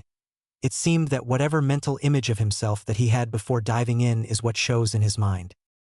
He looked off a ways and saw the Kyuubi laying lazily on its side. He took a few steps forward and slipped through the giant metal bars of its prison, seeing as how it was no longer necessary to remain on the other side of the gates anymore. Taking a cross-legged seat beside the arm the Kyuubi was resting her head on, Naruto leaned back on her, searching for comfort. Having never had anyone to coo with after surviving an ordeal like the one of the night before, Naruto was hoping now that they were on somewhat friendly terms that he could share his relief with his tenant. He had survived yet another try on his life. The boy began purging himself of any fear, and the waning pressure of having nearly been killed was sinking into his psyche, just as his body was sinking into the reddish-orange fur of the nine-tailed fox. Seeing as how nothing was done to resist his attempt at comfort, Naruto found himself relieved and sank further into her fur with his body curled, shielding himself from an imaginative force, as if the assassin were right there staring at him. The ancient fox noticed her container's attempt at soothing himself with her aid and made no move to push him away. She had already decided to present him the contract to bind them to each other, to be at each other's sides through thick or thin. Her contract basically made them a form of life partners, a sort of family tie, and she would not offer such a bond if she wasn't able to deal with this side of her container. The exposed side. She wouldn't do much, but would allow him to use her as support. That alone would have sufficed had it been any other time, but within the vicinity of 2 weeks, the 5-year-old had attempted to take his life, found himself making his first friends and attempted to fit with them, and just recently survived an attempt at his life from an unknown enemy. Needless to say, the boy was a typhoon of emotion and thoughts. Kurama thought to herself and decided if she was going to hold up her end of the deal once it was made, she would have to deal with everything that came with being bound to this boy with both her honor and her life. Coiling her once straightened tails into herself, she surprised both herself and her trembling container as she wrapped her tails around them both. shielding them from whatever force the boy thought was coming after him as he was curled in a tight ball, shaking without restraint. The age-old bijou resembled that of her image, a fox curled in its den with her cub tucked tightly at her muzzle's side, kept warm by her seemingly impenetrable tail and her body at its back. The boy's body stopped shaking after a while of silence, whilst Kurama was dealing with her own conflicting emotions. She, a bijou, an embodiment of power, was nurturing a mortal boy. It wasn't the fact that he was human that was eating at her, but the ease of which that she could do it, was doing it, to make herself able to nurture this tortured soul. The tailed beast could hardly fathom it. She found herself thinking back to someone who had told her something that she had lived by long ago, but quickly shook those thoughts free of her mind as she had to take care of what was at hand first. Taking a deep breath as the boy basked in her warmth and fur, the great fox continued, putting aside any remarks towards her pride as she did not find this as a proper moment to jest, though it would have before. "Calm yourself, Kit. You're safe, remember," the mountain-sized fox spoke as the boy continued to shake. He dug himself deeper into the fur of her body, as if it were the only thing keeping him alive, though in truth it might as well be. Nodding in acknowledgement, she went on to explain what was happening. "What is now occurring in your body is both shock from having my chakra infused with yours and the activation of your chakra network." She paused, letting everything sink itself into him. Usually when a mortal's chakra network is activated, it is done around your age for the purpose of being a shinobi. Now, seeing as how this was your intent anyways, this isn't the problem. The problem, if it even is considered a one, lies with how yours was activated. She paused again and let her container voice the question that she could hear in his thoughts. "What's wrong with the way my chakra network was activated?" There was more curiosity than fear in his question. Kurama thought of a way to put it in a way that a child could understand, but found it difficult having never been in this type of situation before, and decided to just wing it. "In theory, there isn't a real problem dash." "Then what's the problem, QB-san?" The fox's ears twitched a bit. "If you would be so kind as to remain quiet, I'll tell you," the bijou growled out impatiently. "Oh." The now little more energetic boy gestured. "Sorry, he. The great fox sighed as she figured it was his nature as a child to question everything presented to him, and coupled with his past, every alternative as well. "Pay it no mind." Taking a glance at the boy who was running his hands through the fur of her tail, the bijou decided she might as well start the process of her contract while she was at it. "Also, Kurama. My name is Kurama." A three of her tails flicked, uncertain how a mortal would take to calling her anything other than her demon name. Naruto's eyes widened a bit, not expecting a bijou to have a name. "Okay, Kurama-san." The nine-tailed fox chuckled at his nervousness.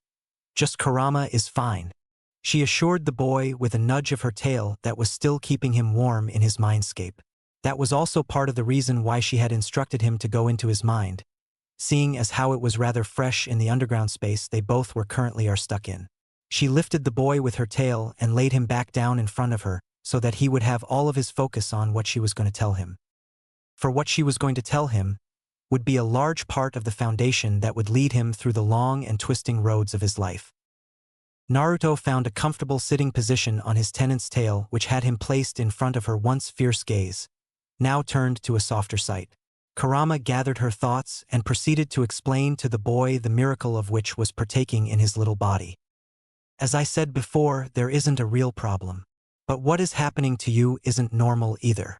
She waited for the nod of confirmation as she didn't want to repeat herself if the boy didn't understand.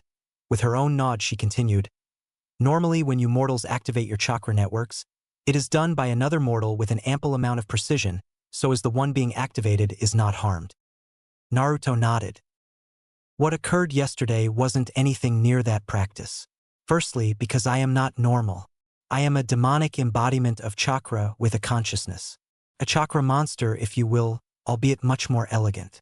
Secondly, because of the situation you were in, I couldn't risk not giving you enough of my chakra to ensure your survival and instead filled your chakra reserves to the brim, stretching your chakra network to the size of one twice your age as a result." Naruto nodded slower, thinking of what this may mean for him and what may become of him because of his tenant's actions. "The reaction was nothing of what I had first expected. As you know, you heal incredibly fast for a mortal. Compared to others, you regenerate almost 10 times faster than any human alive. What you, and probably no one else knows, is that this ability of yours isn't originally derived from my power. I simply gave it more strength. The regeneration was there before I was ever sealed inside you. The result was having it doubled in speed and capability. Naruto was wide-eyed at the new discovery. The whole time he had thought that his ability to heal like no other was because of having the Kyuubi sealed inside of him. When he found out about her, that is. Now, why I bring this up is just part of what's happening to you, but what is happening to you wouldn't be possible if it weren't for this ability of yours. Naruto was now puzzled. This is why it's happening. But it wouldn't happen because of this was making him dizzy. What do you mean, Kurama? He asked. Well, with the amount of strain that I put on your chakra network and body with the sudden surge of my chakra, your body should have burst with the amount of power trapped in you by all rights. An increase in breathing started up as the fox held up a human hand-like paw. I would not have put that much if I wasn't sure your body couldn't handle it. I was depending on your enhanced healing to keep you together. Literally, they both thought. The duo looked at each other and the boy laughed while the bijou let out a rumbling chuckle. Now that's just it. Naruto looked at his tenant with a nervous face as his laughter died. Your body underwent an unbelievable change. The boy looked with more curiosity. He figured if he was still able to do the things like walk, talk, think normally and whatnot, it couldn't be that bad, right? Kurama smiled. It's not bad at all, Kit. Naruto let loose a sigh of relief and vowed himself to be silent until his partner completed her debrief. With another smile, she continued. Your body did struggle to keep itself together, but your healing pulled through and actually did something that I would not think possible until I saw it happening. Do you think you can do something for me? The Naruto nodded. Can you imagine a large piece of grass about the size of one of my claws? He was puzzled a bit, then shrugged. Sure, why not? As he pictured it in his head, he found that the act drained him a bit and made him tired. Looking up, he saw a large 12-foot strand of thick grass standing tall in front of him. Kurama picked it and held it up. Say this is a normal mortal's chakra network. What I did would normally fill this up too quickly for it to grow enough to hold the amount of chakra that I pumped into you. Make another that is twice as big as this strand if you would. Naruto slumped. Great, more work, but did so anyway and was now exhausted again. Kurama paid it no mind. It was much too amusing and resumed her explanation.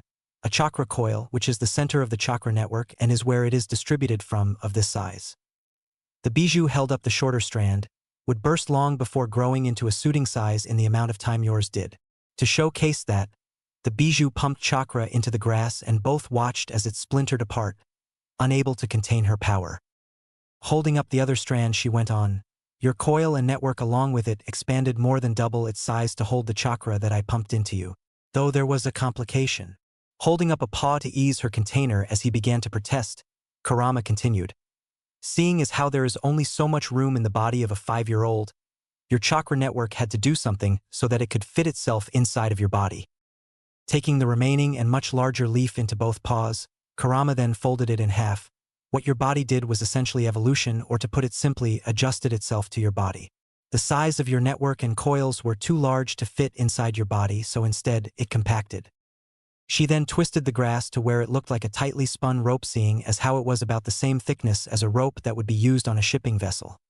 When it wound itself tightly like this, it also made itself stronger and more efficient. Like how string gets stronger the more you spin it into itself, just like I did with this grass.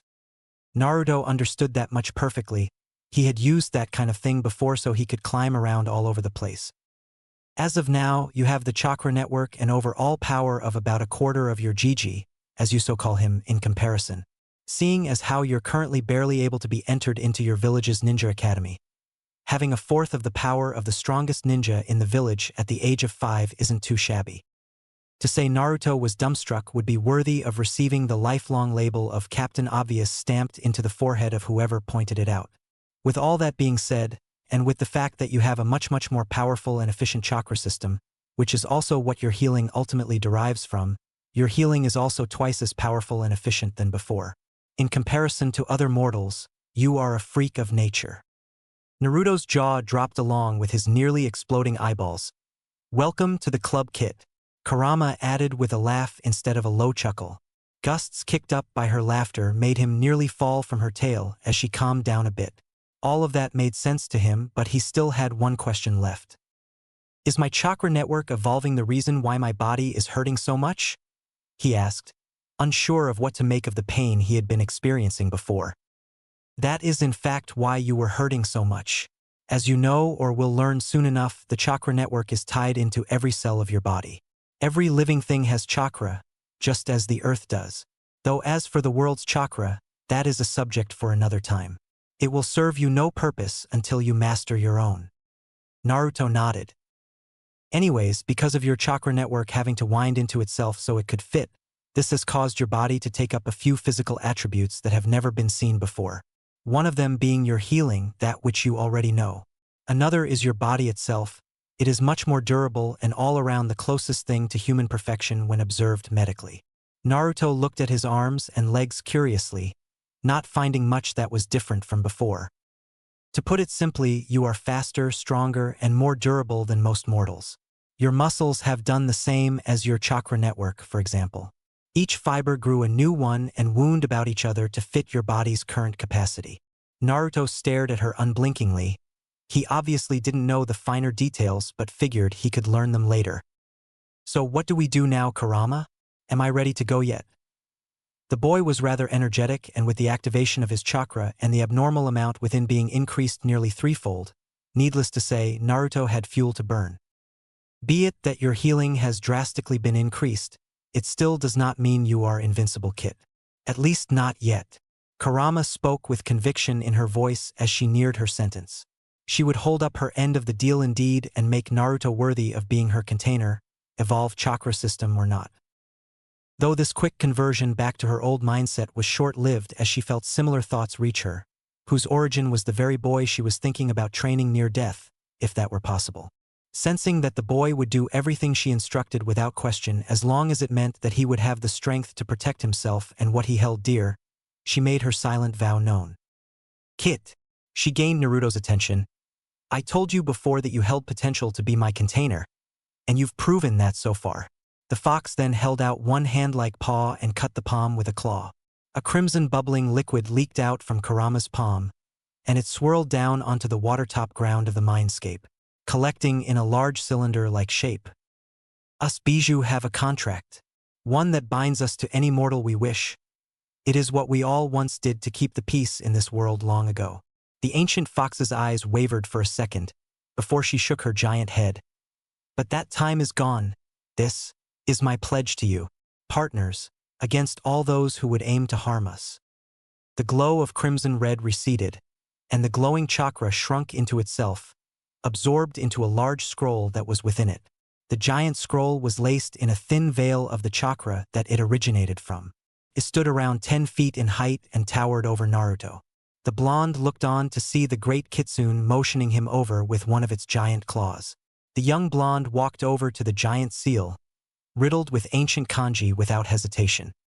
The Kurama nodded to herself mentally, positive about her choice, and sat on her haunches, observing the boy as he settled next to the towering scroll. Her tail swayed aimlessly to and fro as if a carefree breeze was guiding them. The small boy looked to the scroll and back to the being that called it forth with his own essence. He was intelligent enough to know that for Kurama to conjure the contract from its own body, for a human such as himself, was of great importance, and he would not disrespect the probably honor and delicacy of the act. Kurama chuckled. An honor indeed, Kit, and a great one at that. The proud fox showcased the mysterious scroll with a gesture of his claw-bearing paw, indicating to the blonde that it was indeed allowed for him to inspect it. He took it in, every withered line and crack in the parchment. It looked old, very old. And a sort of presence emanated from it, a vessel full of untouched and untold power. A looming feeling of fear took hold of the blonde as he looked it over and back towards the fabled fox that sat watching him not 15 meters from him.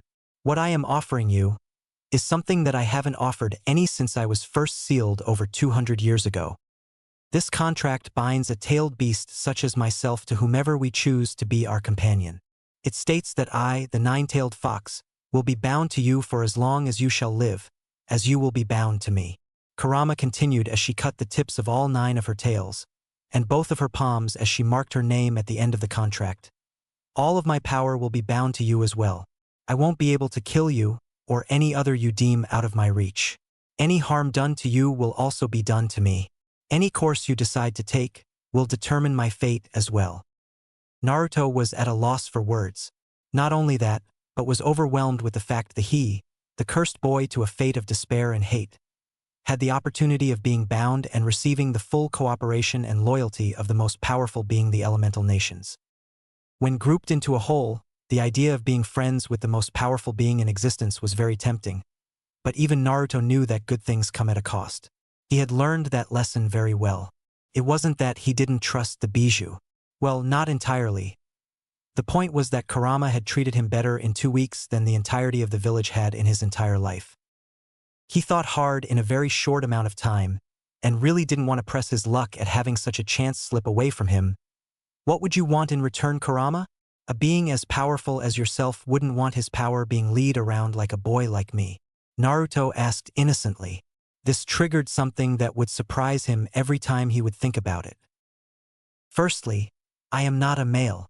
The Kurama quipped as her tails flicked in irritation. She couldn't really blame him. Really, she was a giant demonic fox. But still, I'm female. The boy could do nothing as his jaw hit the floor in disbelief. The Bijou caught that and craned her head forward a bit. Can a supreme being such as myself not be female? The ancient fox growled with a hint of offense and anger as her tails swished ever so slightly in an aggressive manner. And no problem with that, Naruto replied instantly, waving both hands in an attempt to calm the impatient fox down. It was just unexpected is all. The blonde stammered out as he scratched the back of his head in a nervous tick. The fox did nothing but grunt as her tail settled down. Anyways. A now flustered Kurama got back to the point, seeing that there was no harm done. I only want 3 things in return for my cooperation with you, Kit. She began in a serious tone. Firstly, I am not your slave and will be treated with the proper respect, and will have no obligation to share my power unwillingly if I see no need for it. She paused to glare at the small boy with a try it, I dare you type of look. Naruto got the point and nodded. Secondly, while I am loyal to you, you will in turn be loyal to me and heed my words with the utmost importance when I ask or tell you to do something. I will not ask you to do anything you will deem dangerous to the village, either, as I will not abuse this as an attempt to gain leverage over you. I have more honor than that. The she-fox spoke with an honest tone, merely trying to look after her Kit, since she was basically going to be parenting him from here. Naruto was struck with her words. A sense of belonging crept over him as he understood to an extent of her intended kindness behind her second request and nodded with a warm smile. Lastly, and I will take back my contract if I am denied this. The fox went on laying out her terms and reverting back to her commanding presence. I will do everything in my power to ensure that you die a natural death of old age, but when you do I will reanimate shortly after. My final request is that my freedom is ensured and will not be damned to another Jinchuriki. I never intended to attack this village, and was imprisoned before I could so much as take a nap after being freed from my last container. My final term is freedom. Promise it, and we are life partners until the day you leave this earth. Kurama had spoken with an especially disgusted and hateful tone when she mentioned attacking the village, but Naruto had no reason to pay it any mind. Thinking of how he was going to break it to Gigi, Naruto bowed on his hands and knees, having made his choice. I, Uzumaki Naruto, vow to ensure your freedom and serve to the best of my abilities as your Jinchuriki. This I swear on my life, which will be yours if my promise is broken. Naruto spoke in an equally serious tone, though laced with a feeling of sincerity and gratefulness. He was also thankful that he listened in on a lot of his Gigi's talks, otherwise he wouldn't have been able to pull of his miniature speech. He couldn't see it, but he could feel the sound of her body moving as the mini-gale was caused by her movement. The Kyuubi no Yoko bowed in return, and lifted his head with one of her tails. I, Kurama, the Kyuubi no Yoko, deem you my Jinchuriki, the Bijou said in return. Taking a claw to Naruto's small hand, she surgically cut his right palm with the tip of one of her index claw. Bind us, she said with finality, in a tone and feel of that which he could only imagine as the likes of a mother's tone when she spoke to her child, ensuring him or her that everything was going to be okay. Naruto nodded, holding up his hand in a thumbs up with a look of determination in a silent promise, and plunged his hand onto the contract, next to his tenant's name. The moment his hand touched the parchment, and his blood soaked in, the all-too mysterious cloak enveloped him, and surged into and all throughout him. A searing hot but freezing cold feeling shot through his body. Needles were piercing him all over as his chakra network was stitching itself back together in an accelerated rate. With a grunt, Naruto's body swayed and hit Kurama's tail, panting and sweating from the ordeal. Meanwhile, Kurama just looked him over, as if inspecting a jewel. You want to protect yourself from the villagers, from anyone who would ever try to hurt you again. It wasn't a question, but what the fox knew from both watching Naruto, and from the bond that they had just knotted, his tired form finding enough energy to scowl at the thought of the villagers. I will help you become strong. Strong enough that those pathetic villagers or any who so much as gaze upon my own with ill content will not live to draw another breath to dirty us with. The sudden burst of undisputed rage and hate would have sent Naruto hurling back if not for Kurama's tail holding him. Having been with Naruto from the beginning, she had felt and experienced everything that he had gone through, and though she could not harm the village, that Naruto hadn't so much as given a second thought aside from the individuals he had his own quarrels with, did not mean she wouldn't give every ounce of help and power to her newly bound partner, so that they could vanquish any who dared show them anything but the respect that they rightfully deserved. Feeling the rage within himself build as well, blinking hard with his head looking down at his hands whose shape were that of claw-growing fists, Naruto's breathing turned ragged. The once deep blue orbs were again replaced by a pair of vibrant blood-red eyes, and complemented by the all-too-familiar demonic slits in each of them. The fury, and the nearly savage hatred and rage could only be matched by the great demon in front of him. Though Kurama would love to let her kit run wild, she knew that he still had much work to be done, and she would be there every step of the way. So, gently pulling her chakra away from her container, Kurama watched as the anger and power left his form, leaving him tired and barely awake. I'll leave a bit of my chakra in your system to help you heal. It'll let you sleep. Your body had essentially broken itself last night, and is under repair right now. Rest, I will be here when you wake up. Naruto hadn't heard a single word, and fell face first into the bijuu's muzzle, out like a light. Kurama gazed at him, taking in the sight of the small, broken boy completely wrapped up in her tails. You will be strong, Naruto. I promise you that. The following day. It had been nearly half a day since Naruto opened his eyes after spending nearly 3 laying on cold concrete flooring, unconscious, while his body was going through unremarkable changes. The feeling of 1,000 red-hot needles covering every centimeter of his body was gone. Instead, he felt as if nothing would be able to hurt him again, as if all feelings of self-pity and loathing had been expelled through the pain of his trail the night before. The first things he noticed aside from his body's feeling of rebirth was the underground room of which he had fallen in. Numerous weapon racks lined the walls of what Naruto could only guess was some kind of basement, and a king-sized long table stood in the very center of the spacious room 10 yards behind him, with chairs spread out randomly in no particular order. The boy looked around the poorly lit room with little difficulty, and was welcomed by the morning singing of the various birds that were common in Konoha. Wait, the blonde thought as he propped himself up on his elbows. I shouldn't be able to hear birds. This place is pretty deep underground, and the nearest trees aren't very close to the hole that I fell in. Naruto had known for a while that aside from his overly adaptive body, his senses were unlike any other with the exception of the Inuzuka clan members. The clan of feral humans with their canine companions all had heightened senses, and made people question whether they considered themselves more animal than anything else. It wasn't uncommon for an Inuzuka to hear things and smell things that nobody else could, but Naruto was hearing birds from a tree line at least 15 meters away from the entrance of the shelter he was in. Even if he was only hearing the echo resonating off of the walls, the fact that he could pick up on the ricochet sounds and process them as if he was just underneath the singing bird was nothing short of amazing. The next thing to reach young Naruto's attention was the concoction of scents that he was picking up. Yet again, seeing as how he had a rather feral creature sealed inside of him, naturally his body took up specific traits because of that. His sense of smell was not on par with that of an Inuzuka, but now it was more than just equal at the very least. Seeing as how Naruto's senses were all natural and not chakra-enhanced yet, It was safe to say that with practice, he could very well put the Dog Clan trackers to shame.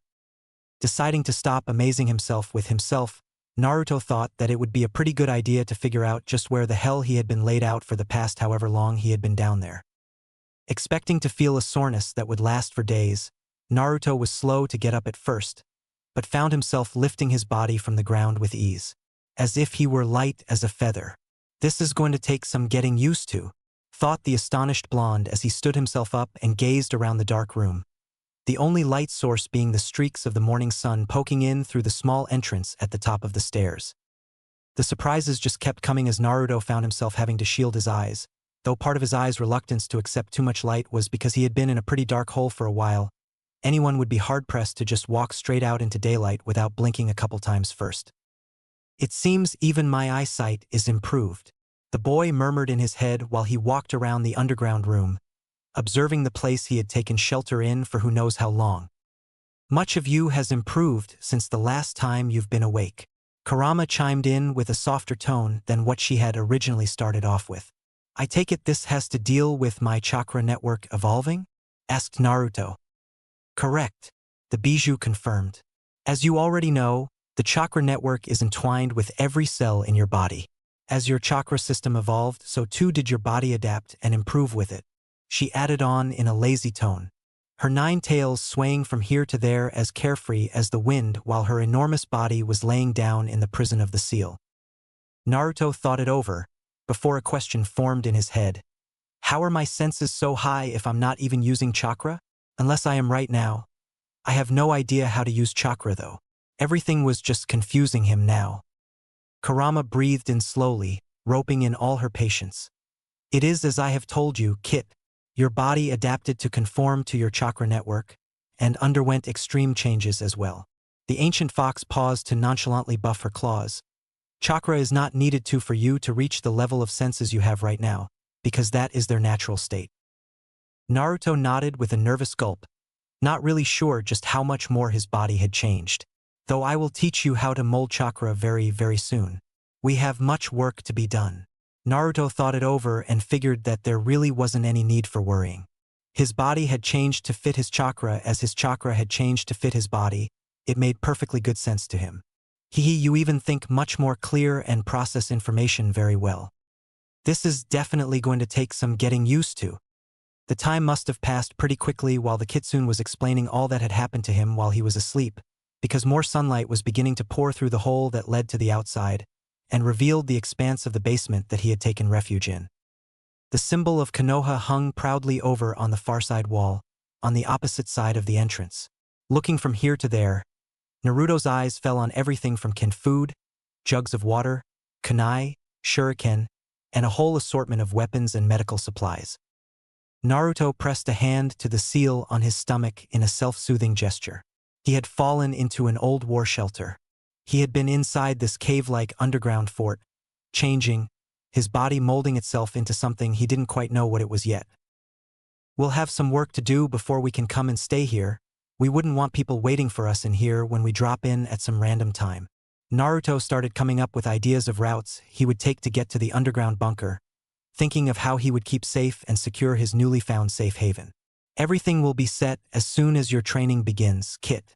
In the meantime, clean yourself up and head to your Hokage. We have matters to discuss. Naruto looked around the room once more and nodded, making his way up the stairs and through the opening after grabbing a metal object that had piqued his interest before leaving. He did a double take once he got to ground level because looking at the opening from the outside, the entrance looked like it was just a boulder that had been taken over by the growth of the bush around it. Clever mortals. À permanence. This was, without a doubt, some type of stronghold or hideout. Naruto looked it over and thought it was a very clever move indeed, and would serve as a decent cover until he found a way to better secure what he would soon make into his hideout. Setting out at what seemed to be a normal pace to him, Naruto dodged many disgusted looks after he left the training fields behind and took to the rooftops. He hopped one building after another, heading towards his home to wash off the filth of the past night's chase, and to wash away whatever pity he had for himself that remained. Glancing back at the war shelter he had stumbled upon, Naruto looked to the Hokage building and to the monument right after as he landed on the balcony to his apartment. He couldn't help but let a small, almost reassuring smile pull at the corner of his mouth. He now had a form of purpose and a goal in mind that he fully intended to meet. He wouldn't just protect himself. Now, he would be protecting the friend that was sealed within him, and the friends he was making outside his body too. Though they weren't completely in his heart yet, he knew it was only a matter of time before he saw them as reasons to lay his life on the line if it meant their safety. He was going to be a shinobi, after all. Stepping inside his rundown apartment, he put down the ebony-hilted ninjato with silver wrappings onto the center table of his living room. It had stood out from all the other weapons in the old war room, so he snatched it before he had left, figuring it would serve much more purpose with him rather than stay on the long table he had found it on collecting dust. The ebony hilt of the ninjato was complemented with a simple, pitch-black sheath with a silver metal tip. The tip of both the sheath and hilt had a strange symbol comprising of 3 tomo that looked to be spinning in a circle. Pulling the blade out, he could see the tiniest scratches on the spine of the blade, signifying that it had been used before. Looking it over, he saw that the blade was still sharp enough to cut a strand of string, which he had plucked from his shirt, in half just by falling on it. Whoever had been using the weapon had taken very good care of it if the mirror-like blade was anything to go by. The weapon was simple, but seemed demanding in both respect and practice in order mastering it, even as his tenant informed him of the rigorous, not to mention tedious, practice of swordsmanship. Committing himself to putting the beautiful blade down and taking a shower, Naruto removed his clothing and took a moment to look himself over before entering the steaming bath. Looking at form in the cracked mirror of his bathroom, despite the dirt, he found himself staring at his little body, taking in the sight of his well-growing body even though he hadn't had a decent meal apart from the occasional bowls of ramen at Ichiraku's. Breathing in and exhaling a deep breath, he stepped into the shower and stood in the steam, content with just listening to the hot water run for a while and the sound of the droplets hitting the floor. The steam, enveloping his body and the air around him soothing, like a warm embrace. His favorite part about showers was the simple sound of the water hitting the floor. He rather enjoyed the rain. Chapter 3: Burden of the Kill.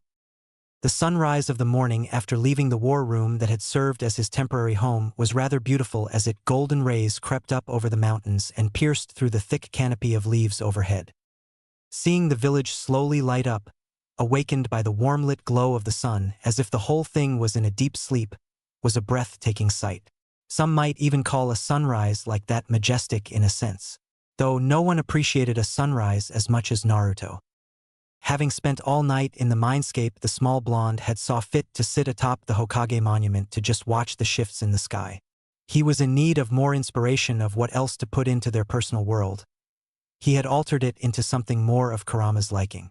It was the least he could do after all. She had given him so much. On more than one occasion, his very life. And while he had been giving his tenant a proper home, the better part of his time spent in his mind was spent beginning his training. Though he hadn't gotten the Hokage's permission to train under the fox's eye, she figured he could get a head start. Literally. The regime the Bijou had started him off with was brutal. He expected nothing less. Time, to his amazement, went at a fraction of normal speed in his mindscape. Needless to say, he and his furry tenant had plenty of time to start off his training. After spending what would equate to an entire day outside of his mind, Kurama determined that he was making progress at speeds far beyond the norm. It would seem that after his most recent brush with death, something within Naruto just switched on. He had a level of focus and natural talent that was very rarely ever shown in one his age. Naruto quickly found himself able to mold his chakra to his will. His control was nowhere near what Kurama wanted it to be, but for a first-time user, he had a natural niche for controlling his chakra. It almost seemed like using a limb for the first time, rather than trying to manipulate an actual force. With enough practice and dedication, which he was all for, molding chakra would be second nature to him if it wasn't already.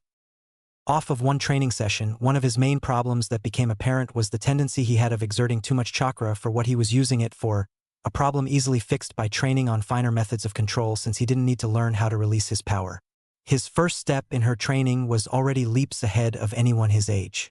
While she was tempted, Kurama didn't see a reason to start off his taijutsu training just yet. The boy had a sense for battle, having had to fight for his life on several occasions already. The bijou furrowed her brow from within the mindscape. From her observations, Naruto actually learned and responded in the heat of battle, with his life on the line, far quicker and far clearer than he did when he was training with her. The way he moved during his chase was as if his instincts were aimed, given purpose. As if the threat on his life brought out movements and reactions that seemed to come from someone else entirely. As far as she knew, she was the only other entity to be living inside the boy, where this phenomenon originated from she did not know. But as it was of no concern to her at the moment, she would let it be. It had not failed him yet. As intrigued as she was with her host's behavior at times, she would observe more and intervene only when the time was right. While his tenant was going through a checklist on his body and state of mind, Naruto was stretching out on top of the fourth head of the Hokage monument. His body was a little tired, but that surprised him more than anything else, seeing as how Kurama tested his chakra coils by playing a game of tug-of-war with their chakras the night before? Or was it morning? He didn't know. Either way, the point of the prior night's exercises was to see how strong his chakra was. When two chakras attach to one another and pull from the coils themselves, if too much force is exerted, it's possible to effectively pull out another's chakra as a whole, taking it and adding it into your own coils. Seeing as how this would kill her host, the bijou merely tested his strength. Though minuscule in comparison, he gave a surprisingly spirited fight and never gave up, even at the point of exhaustion until she ended the game. With all the strain put on his coils, exhaustion was the expectation for this morning, so the effect with his already accelerated regeneration, recuperation as a side effect, being doubled from his body's evolution was really showing how much it had changed. It was almost scary. For the next few minutes he just sat on the top of the Hokage monument, on top of the Yandame's head to be exact, sitting there and just taking everything in. As if it weren't enough for him to undergo such extraordinary changes, he was still adjusting to the amplification of his senses as well. The sounds of the limitless leaves fluttering gently in the wind, the smell of the forest surrounding Konoha and the bit of forestry behind him, the near blinding light of the orangish-red glow of the sun as it was still only just breaking the horizon. He felt alive, more so than he ever did before. Taking in the world around him, he regrettably decided it was time to go and made his way down the stairway leading towards the village he called home. As hateful as it was, the few who knew him and accepted him for who he really was made it all worth it. He rather enjoyed walking through the empty streets of Konoha, though it sometimes made him even more on guard seeing as how he being the first sight of the day made some of the villagers rather cranky and awarded him an extra shot of hate, if it were possible. Glancing lazily from side to side in his black shorts and shirt, coupled with his blue sandals, Naruto smoothly made his way through the side streets, the presence of nature having a sort of comfort to him. Walking along, he found himself being watched. How he knew. He had been watched for as long as he could remember. There are only two periods in his life that he could not remember. One of them was the first 6 months of him being alive, and the second, his third year of being alive. Why the time gap he didn't know either, but that was neither here nor there as he had a current situation that needed his attention. Born in October, Naruto was one of the youngest of the bunch, though not by much. A boy standing in front of him with jet black hair in a duck-like hairstyle, wearing a deep blue coat, bearing the Uchiha symbol on his back with dark tan shorts and blue sandals, was staring Naruto down. Not really an intimidating sight since the boy was only a couple months older, but it was kind of annoying. At first, he couldn't care less, but it was what came out of the boy's mouth next that sparked his attention.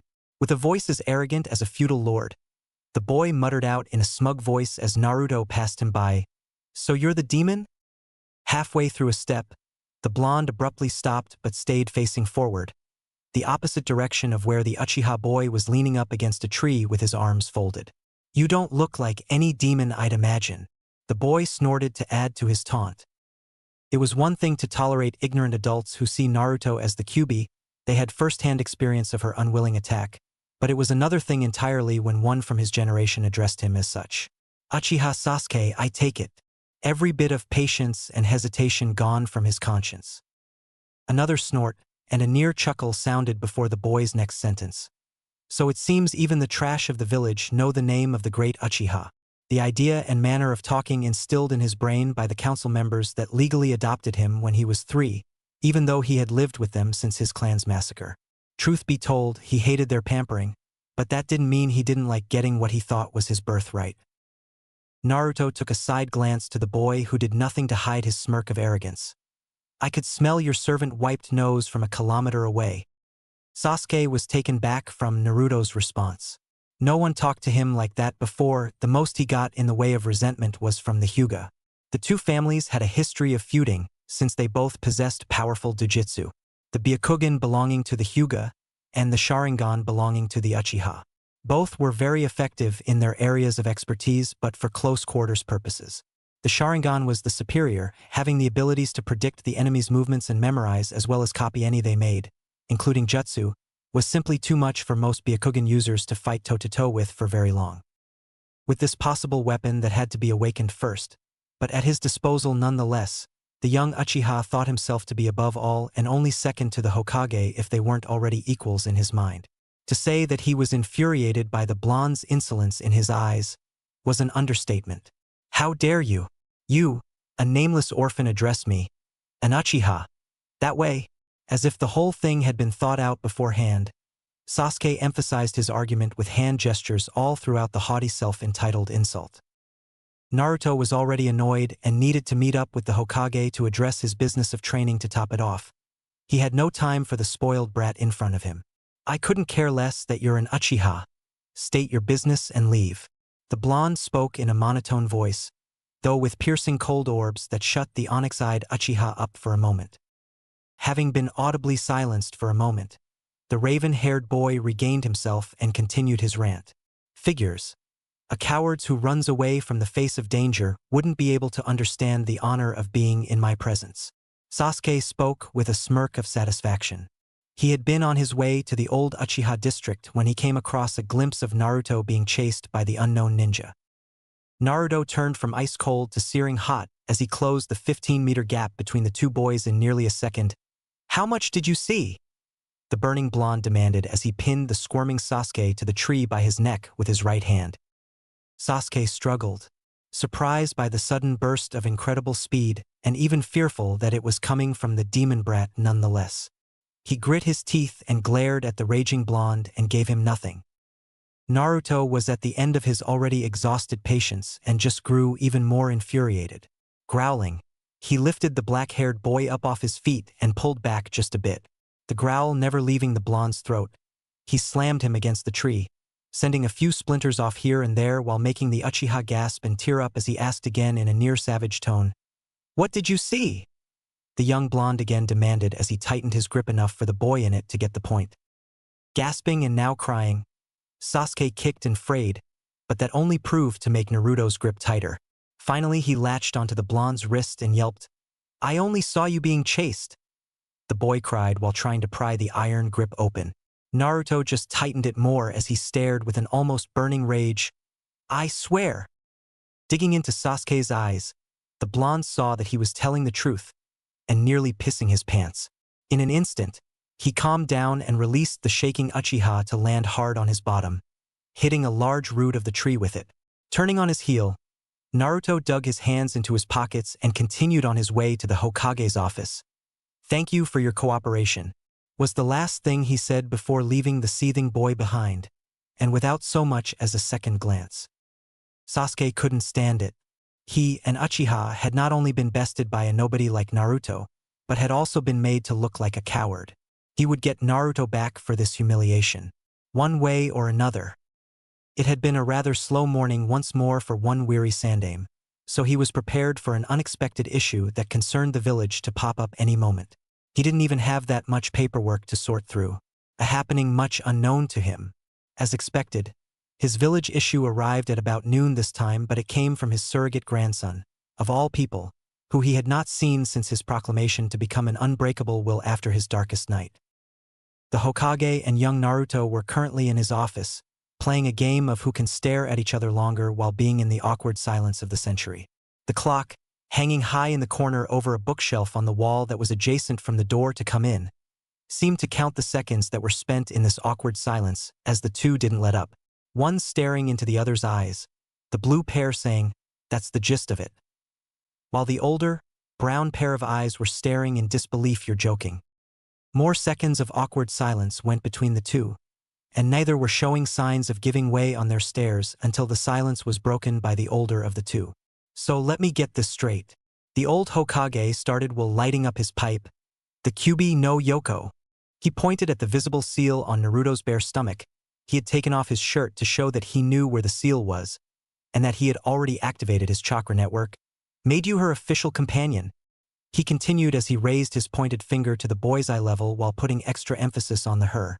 "That bit of information was as shocking as the rest he had heard, and she wishes to help you in your training as soon as humanly possible." He finished with a puff of smoke as he lowered his hand. "Not help, she wants to train me. Only her, at least until another teacher is needed for whatever I may need to learn." The boy corrected, successful in making the Sandame's eyebrow rise and nod in an I see type fashion. "And you would both like permission to use Training Ground 23, specifically for the hidden war room underneath it that had been sealed," the old man added, while taking another puff of his pipe.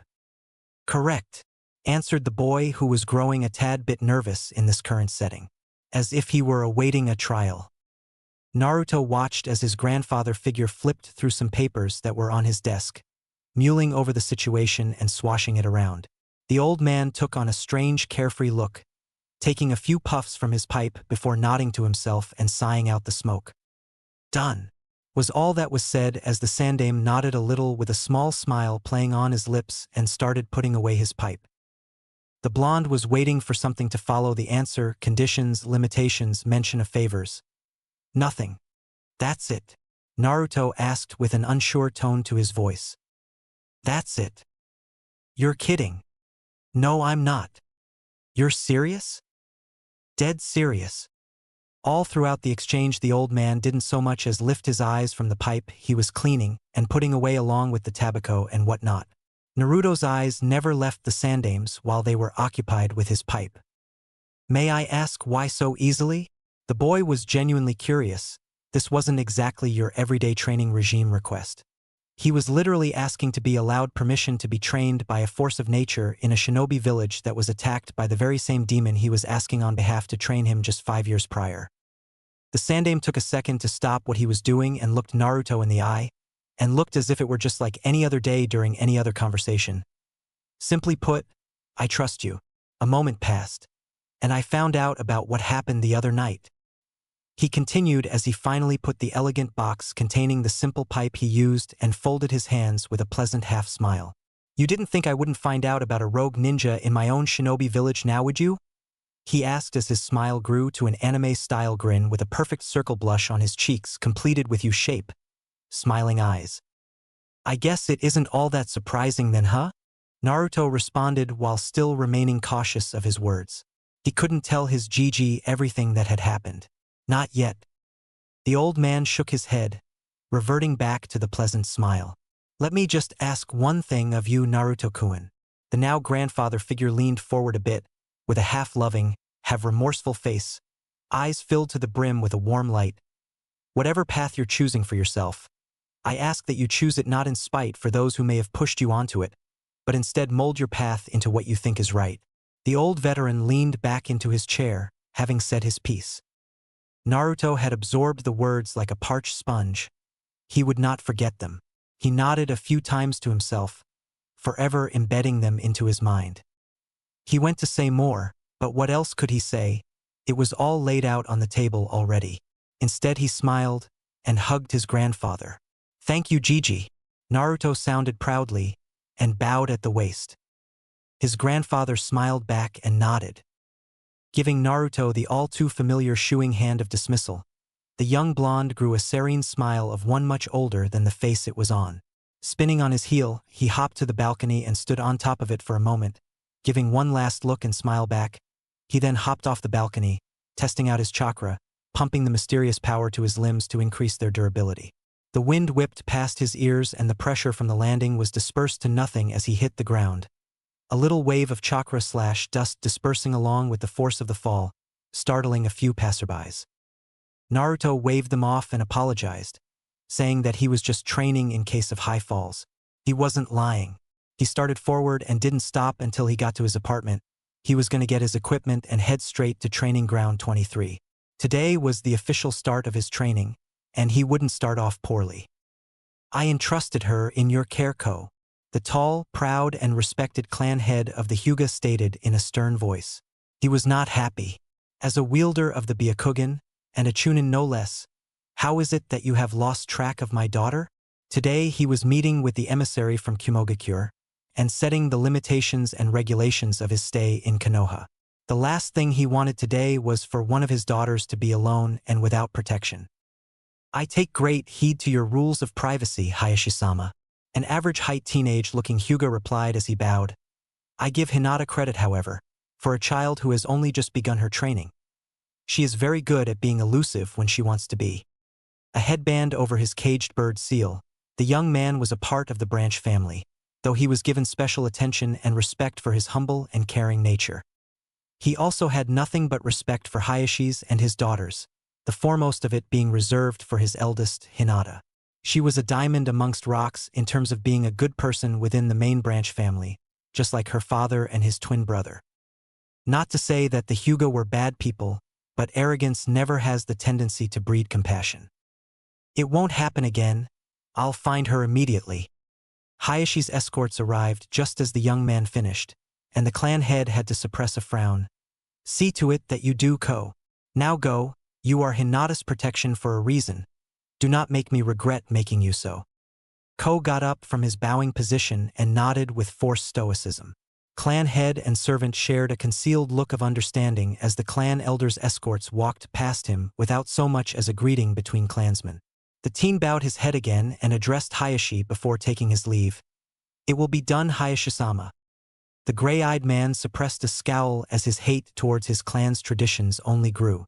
Ko was a fine young man, and would grow to be a better man than most of his main branch occupants. He was the only one he trusted with his daughter's safety, but he could not show compassion towards him. Not if he wanted to keep the status quo where it was ideally at now. Exiting the main building in the compound, Ko gave nods of hello to his fellow branch members and bows to the main branch members who walked past without so much as a breath in his direction to acknowledge him. It was in these moments that he was truly grateful to Hayashi and his brother. His father had been killed during a mission a year after he had been born, and his mother had been killed during the Kyubi attack when he had barely made genin. At 16, Ko knew that if it hadn't been for Hayashi ordering his guard over his daughters, he would likely be with his parents far sooner than they would want, if not already. Chunin had come and gone without much thought to it. He was too occupied with giving Hinata a pleasant childhood, though he did still pride himself on his skills. The teenage Hyuga smiled, his mid-back length brown hair shifting in tune with the wind. He had grown to love Hinata and her younger sister Hanabi as his own siblings. Niji was under his wing as well, the four of them were like family. He just wished he could meet the right women so he could show them what it's like to have a mother's love as well. Ko shook off those weighted thoughts. He had to find Hinata first. Now, where did you run off to, Lady Hinata? With Naruto. So, a long time ago there weren't any villages because clans didn't get along with each other, because they thought they were all better than the rest? Naruto asked his bijou tenant while he was strolling over to the training grounds. He had been sprinting over there when Ayam had caught him. Somehow, apparently she saw him being chased by the rogue ninja too, and had spent the last hour trying to calm her down and showing her that he was all right. Damn worrisome Nichins and their obsession for smothering you to death. Yes, as I told you before, mortals aren't the most cognitive of species on Earth. The slightest difference in appearance or power is enough to call for segregation and war. There really wasn't a reason to rush to the training ground now that they had official permission to do so. They would train even without permission had it gone that way, but since they had it, Kurama saw it as an opportunity to get her container more familiar with communicating with her. That's pretty stupid. Pointless, really. Why keep fighting each other when it would be so much easier to work with one another instead? The giant fox chuckled after a snort. That's exactly what I've said for over a millennia. But you humans have a tendency to ruin a good thing. Before Naruto could question what the bijou meant by that, a group of kids huddled together in a group throwing insults and rocks at two figures he couldn't quite make out caught his attention. but he could distinctly hear the cries of pain from a girl, and the yelps of pain from what sounded like some sort of animal. I thought I was the only one subjected to mobs. Anger glinted in Naruto's eyes as the demon fox within him growled. Not anymore.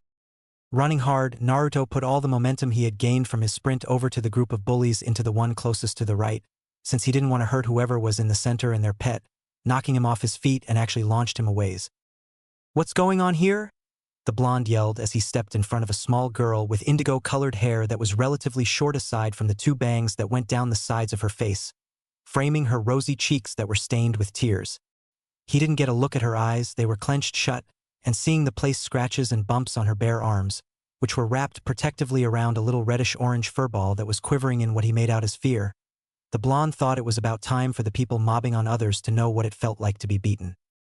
Naruto's knuckles cracked as he clenched his hands into fists and swiveled his head around slowly, counting the number of kids around him and sizing them up.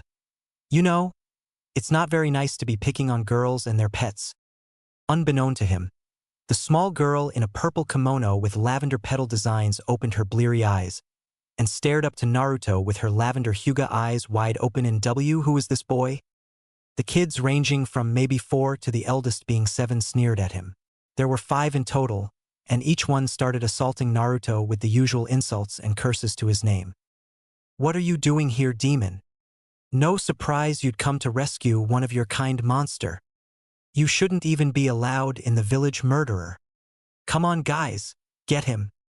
Naruto inwardly cursed and leaned into a punch coming from his left so that it would hit his right shoulder. Once it did, Naruto grabbed hold of the boy's wrist while turning to his right, pushing him with his free hand so that he would topple over and make the rest of the boys go around the girl to get to him. Backing up, he scanned over the 4 boys charging him, looking to see which had any sort of training and which didn't.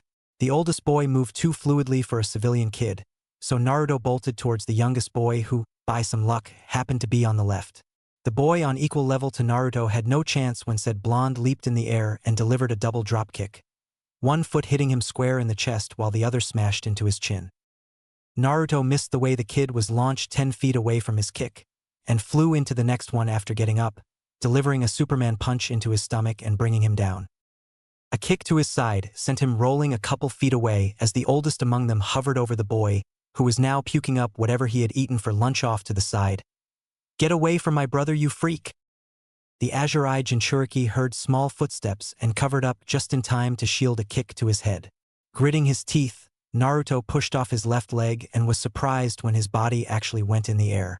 Having not really expected to push himself a foot or two in the air from the ground with one leg, Naruto snapped out of his stupor to swing his fist down at an angle as if swinging a hammer, and hit the second oldest on the side of the head, knocking him out.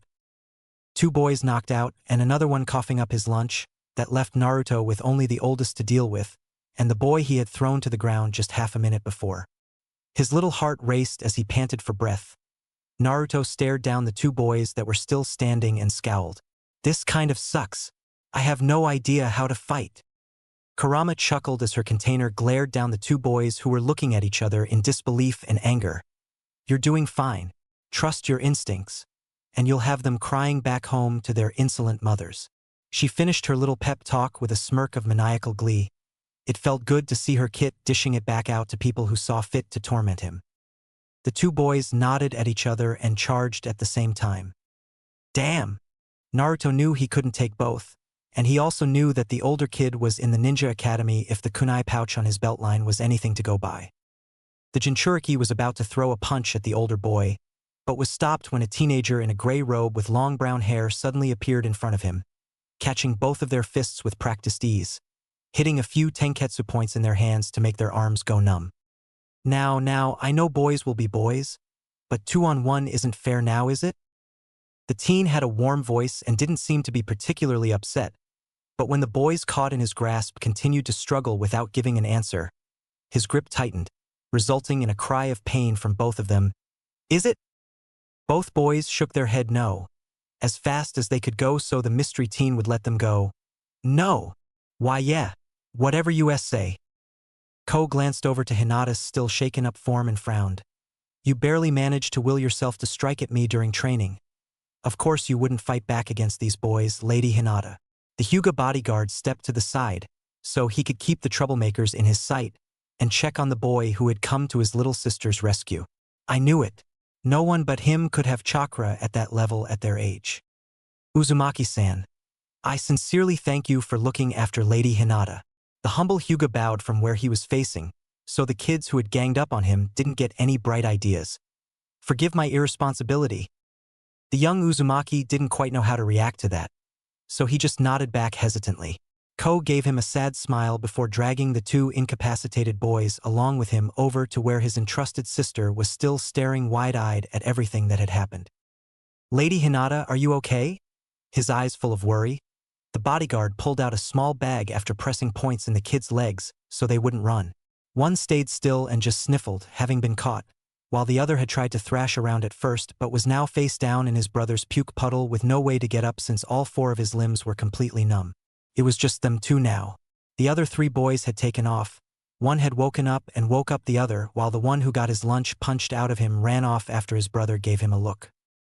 The young heiress was hesitant of loosening her grip on the animal who was now in her lap, but did so when Ko gave her a calming smile and went to patch up the scratches and bumps she had gotten from the rocks that the kids had kept doing in their attempt to torture the jumble of orange fur still trembling ever so slightly in her lap. Why yes, Ko-san. Thank you. Naruto's ears perked at the angelic voice that drifted out from the girl's mouth. Hesitantly, he took a few steps forward and to the side so he could get a good look at the girl he had come to help. He blinked when she came into full view. Even with dried-up tears and scuff marks on her arms and hands, she was nothing less than an angel in his eyes. Just wait until you two get older. Naruto blinked again and shook his head with a scowl in his head. You but out of this Kurama? And what do you mean by that? The Biju's 9 tails swished around in amusement as she made no attempt to muffle her laughter. Kakik, patience kit, patience. Ko spoke up as he dressed Hinata's small injuries, his voice calm and relaxed. I know you children have grown up during hard times. The Kyuubi destroyed much more than just buildings on that fateful night. But what you boys were doing here is no different than what the Biju did then. The Hyuga stroked the alert, black-furred ears of a small fox no more than a couple months old. There is a fine line between being a man and becoming a monster, even for boys your age. The small kit yipped at KO's hand before diving back into Hinata's lap, trying to conceal itself as much as possible as she wrapped her arms around it again. Ko looked back at the two boys with disappointment clear in his eyes, and held them with his gaze alone after he reactivated their tenketsu. Which are you? Naruto looked on with a look of anger as the kids ran, his face softening when he laid his eyes back on the Hyuga heiress as she calmed the fox pup down. The young Uzumaki didn't really know what to do now. He was so used to everyone chasing him away. Now he was just standing around while that Ko guy took care of that Hinata girl's injuries. Naruto looked between them before silently nodding to himself and resumed his trek to his training ground. A soft voice stopped him in his tracks, his head tilting a bit as his ears were taken over by the little girl's sweet tone. Wait. Ko smiled with amusement as his shy little sister shuffled over to the troublemaking blonde that had come to her rescue. Keikitsun-kun wants to thank you. The shy heiress held up the small fox with trembling hands. Naruto eyed them both, finding himself bashful as well, only hiding it better. The Uzumaki reached up and scratched the kit behind its ears. You're safe now, little guy. Try to stay out of trouble now. He finished with a small chuckle. Ko shook his head, knowing that his little sister would need a bit of help with this one, and a blush crept its way across the girl's youthful cheeks as her eyes wandered everywhere except the cerulean orb still looking at her.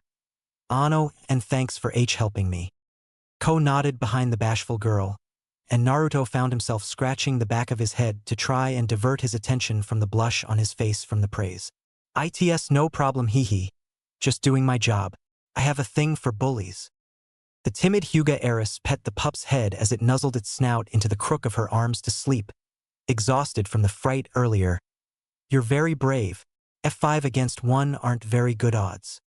Ko picked up the flashes of anger and sadness in Naruto's eyes as he chuckled with just enough mirth in his voice to be detected.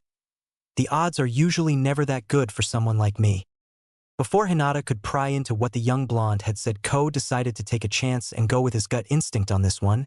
It hadn't failed him before. Well, It looks like you've made a friend today, my lady. Shall we go to the park? I'm sure there's lots you can do there instead of just these trees. Naruto's eyes widened a bit, not at all expecting to be tolerated any longer, let alone be invited to go play with who was obviously of noble blood. Hinata's face lit up with hope and joy that her ever-watchful bodyguard had offered to allow her a playmate. Back at the compound, there was no such thing as playing for her, let alone having any friends over. Her childhood was over the day she was born. As a Hyuga, she was being raised as a clan heir, not a regular shinobi who at least had some level of normalcy in their life. Things don't usually end well when I go to parks, Naruto replied with a soft voice, not exactly giving anything away but sending the message that he wasn't really comfortable at public places. Or welcome. Ko nodded, understanding what the young boy meant by that, while Hinata thought of something else. Why not play here then? That would be okay, right, Ko-san? The Hyuga servant nodded, and looked down at his sister with a smile on his face. Of course, Lady Hinata. Friends are one of the most precious things in this world. A few days later, in the Hyuga compound. It was about 5 o'clock in the afternoon. The sun was still high in the sky and its warming beams still saturated the land and its inhabitants as two unmistakably identical twins were strolling through a luxurious traditional garden littered with exotic flowers in intricate patterns of color coordination and blending. The symbol of their clan flawlessly depicted in the largest group of flowers, not a petal out of place. One of the brothers with a Hittite fastened securely to his forehead, the other without any such clothing hiding any portion of his stoic face, staring out into seemingly nothing with pupil-less white eyes. The emissary from Kumo should be arriving in about a half an hour. All of our preparations are set. The brother with the Hittite spoke with audible worry in his voice. The other, though stoic, gave off just as much worry in his aura. He was expecting the worst to happen. Do you think we are ready? They passed over a traditional wooden bridge that went over a small pool of water that stretched across the estate, nearly dividing it. The clan head of the Hyuga held a stern look in his face. Ko watches over Hinata, and Hanabi is with Yuka. When the Kumo ambassador arrives, they'll both remain either by my side or your own. One can never be overprepared, but I have confidence that no harm shall fall upon them. It was true. The Hyuga were not known as the magnum force of Konoha for nothing. Who better to protect the future clan heiress and her younger sister than the clan head himself and his twin, equal to him in almost every way aside from the minutes separating their births. Ko is a disciplined boy. Even if he lacks the Hyuga mindset, he will guard your daughter with his life. Hayashi. The younger twin spoke with confidence. The elder brother nodded. You mean even though he lacks the stick posted firmly in his posterior like the rest of us? He asked his younger brother as they abruptly stopped a little ways away from both sections of houses. The two chuckled a bit, safe from open ears and allowed to be themselves for only a moment before continuing their patrol. Yes brother, that's exactly what I meant. And Yuka is frightfully deadly with her senbon. She's a fine guard for your younger daughter as well. The now more relaxed twin replied with the slightest smile. His older brother stopping once again to gaze up into the clouds with his eyes that matched their color, and let a frown make its way to his face. They were far enough away, but quite honestly Hayashi couldn't care less if anyone saw. A father has every right to worry for his daughters. His younger brother stopping with him and standing at his side, they both folded their arms in their robes, pondering what may happen over the next few days. Hizashi, the older of the two started, earning a glance from the younger. I have a bad feeling about this. It's the same as the day before Minato gave his life to save this village, to save all of us, and condemning his only newborn son to do it. The sadness and regret completely filling his face and shuddering his voice. So much hurt happens at once sometimes, and it's always the best of people that it happens to, was his only thought. It wasn't until Hayashi became the clan head, when he and his younger brother were brought back together once more. All throughout the ninja academy and years after, they were kept relatively separate as the elders groomed him, and branded and trained his younger brother with the caged bird seal, instilling in him to serve the main family until the day he dies. In his place, but another brother all the same, Minato Namikaze, who would later become the fourth Hokage of Konoha, had been his second brother all throughout the ninja academy and years after up until his untimely death. He had known both the yellow flash Minato Namikaze and the red-hot-blooded habanero Kushina Uzumaki before and after they were friends and later married. Hayashi had been there every step of the way until their end. He had the same cold barren landscape feeling in his heart that he did before that fateful day, and he was shaking in his core. Who would he loose next was his thought. Hizashi caught the look in his brother's eyes, and it reminded him of the years he had spent separated from his twin. He had watched over his older brother from afar, happy that at least one of them could live a somewhat normal life. He held no grudge against his brother for taking in another. In fact, he was thankful. For if it were not for the yondaime, he was sure his brother would have turned out to be just as bitter as the rest of the main family. Hayashi could only hope that their son, who had saved all of Konoha by taking on the burden of being the Kyuubi no Yoko's Jinchuriki, turned out to be okay. He would have sought out the boy long ago, but his position of clan head kept him from doing so. He needed a reason to associate with the likes of him, though not by choice, and any he might have sent for him would be persecuted for dishonoring the Hyuga name as well. As far as Hayashi was concerned, he could only ever watch over his best friend's child from a distance, pulling what strings he could to help. Hizashi knew all of this all too well, for it had been him in that position years ago that seemed only a day before when looking back on it. He knew his brother's pain as it was his own. "Do not worry yourself, brother. The trigram twins are together again. We'll be okay," Hizashi said with an earnest tone, trying to cheer his older brother up. Hayashi chuckled a bit and nodded in agreement. They were the most talented gentle fist users in the clan, both wielding the ability to hit all 361 tenketsu points in the body while executing the 8 trigram palm in the gentle fist's field of divination, the secret taijutsu techniques passed down to selected members of the clan. The only reason why Hizashi knew the techniques is through his own talent in gentle fist. Out of the two, he was the strongest. But being born minutes behind his brother Hayashi, he was condemned to the brand and shackles of the branch family. Shaking away those thoughts, he turned back to his brother and saw something he hadn't seen in a very long time. He was smiling. Well, his approximation of smiling anyway. And he couldn't help but smile with his brother. "You're right, Hizashi," the older Hyuga extending out a hand which the younger one gladly took and was brought into a half embrace. "You're always right. For moments or for minutes, neither could tell. But both pulled back and reassembled into their stoic stances with their arms folded in the sleeves of their robes. "Come, brother. Let us enjoy a cup of tea." And with that, the trigram duo headed into a large and luxurious traditional home, Hizashi's son Niji running out to greet his father with a hug. Elsewhere, the sound of two children playing in what could be called a section of woods giggled out in youthful glee. Indigo hair swayed and flipped as Hinata searched for her new and only friend through the trees. Golden blonde hair would appear in flashes as Naruto skillfully appeared from out of nowhere to give the Hyuga princess a poke on her shoulder or back, making her whip around and just miss the sight of him disappearing back into the bushes or crawl up a nearby tree like a feline prankster. Then, after several attempts, Hinata would turn around to see that her trickster blonde was standing right behind her with his finger ready to poke her shoulder. This process had been going on for a while Ko occupied his time making sure all of his ninja tools were sharp and in good condition with the occasional glance to his sister's smiling face with one of his own to match it. It was getting late in the afternoon. The moon began to peek through the orange and reddish glow of the evening sky as the sun was halfway set. The horizon, a gloriously deep orange glow, seemingly melting into the ground. Up in a tree, two kids who had been playing for hours were now resting, while the teen below was leaned up against the trunk of the tree with a delighted smile on his face. The day had been very good. Young Naruto and the shy Hyuga heiress Hinata were sitting side by side on a branch halfway up the tree. Even being shorter than he was, she could climb very well when she wanted to. Both of them just stared out to the serene horizon, soaking up the picture-perfect sunset into their memories. "I had a lot of fun today, Hinata. Thanks for coming today."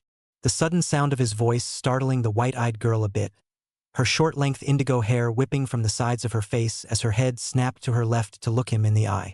Her face getting as red of a glow as the sun out in the distant sky in front of them. "Thank you for playing with me too, and Naruto-kun," she adorably replied with her sweet and soothing voice while she pressed her index fingers together. That habit had birthed a few hours before when she accidentally made Naruto trip over a root. He of course rolled into the fall, so he stood straight up without even a scratch, but still, it was the idea that counts. Naruto nodded with a solemn smile. Least she's not stuttering as bad as before. Maybe she's not as afraid of me now that she at least got to know me. He thought as he nodded. It was my pleasure. Resonating snickering could be heard in the back of his head. Or maybe she finds your mysteriousness attractive. Hey. Naruto almost choked on his saliva as he, for a moment, forgot that he wasn't the only one living in his head. I don't know. Do you think we could play again tomorrow?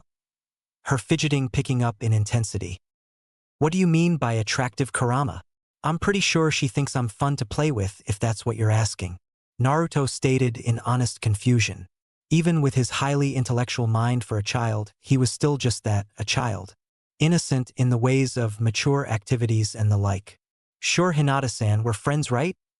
The blonde chuckled. You don't need to ask. Yes, she'll think you are a lot more fun to play with when you two grow older, Kit. She'll be a fine fit for you. Hinata's eyes shot up in disbelief. Her? He wanted to be friends with her? Were friends? She asked with honest and fearful disbelief in what he said. Why you want to be friends with me? She had to be sure it was true, and that he wasn't just toying with her like the other kids did at the compound. Sure, they had spent time together once before, but she had never had a friend before. Naruto was at first surprised at what she had said.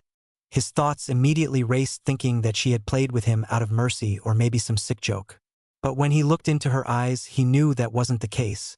In fact, it was the polar opposite. He looked into her eyes and saw a look he had known for as long as he could remember. Fear. And that was something he had to remedy. Of course we are. That is, if you want to be friends. He replied with a solemn smile. He wouldn't push her into it after all. He was the bearer of the nine-tailed fox after all. But something told him that wouldn't matter to this girl, not now, not ever. It was the other look in her eyes that overlapped the other that gave it away. It was the same look he had in his own eyes before they had turned cold but 2 weeks ago.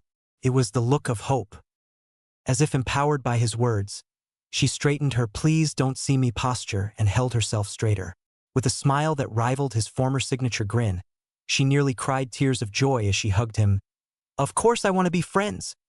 The sudden thrashing movement caused them to fall back and hit the ground below them, but they laughed instead of cried from it. Even when Ko jumped to his feet and rushed over to them, which only made them laugh more, they were both too happy to feel pain whatsoever. They mostly laughed at the fact that they had fallen back so easily after appearing to be masters of the climb when they first got up there. Ko had a good laugh too after settling down. He'd halfway expected that to happen at some point. They could barely hang their feet over the massive branch after all. With the day becoming night and the moon now shining bright, regrettably they had to say their goodbyes. When asked if he needed a walk home, he instead offered to walk with them home to see them off. It went smoothly enough up until they neared the giant estate. Naruto found an excuse before getting to close and left before he got them in trouble.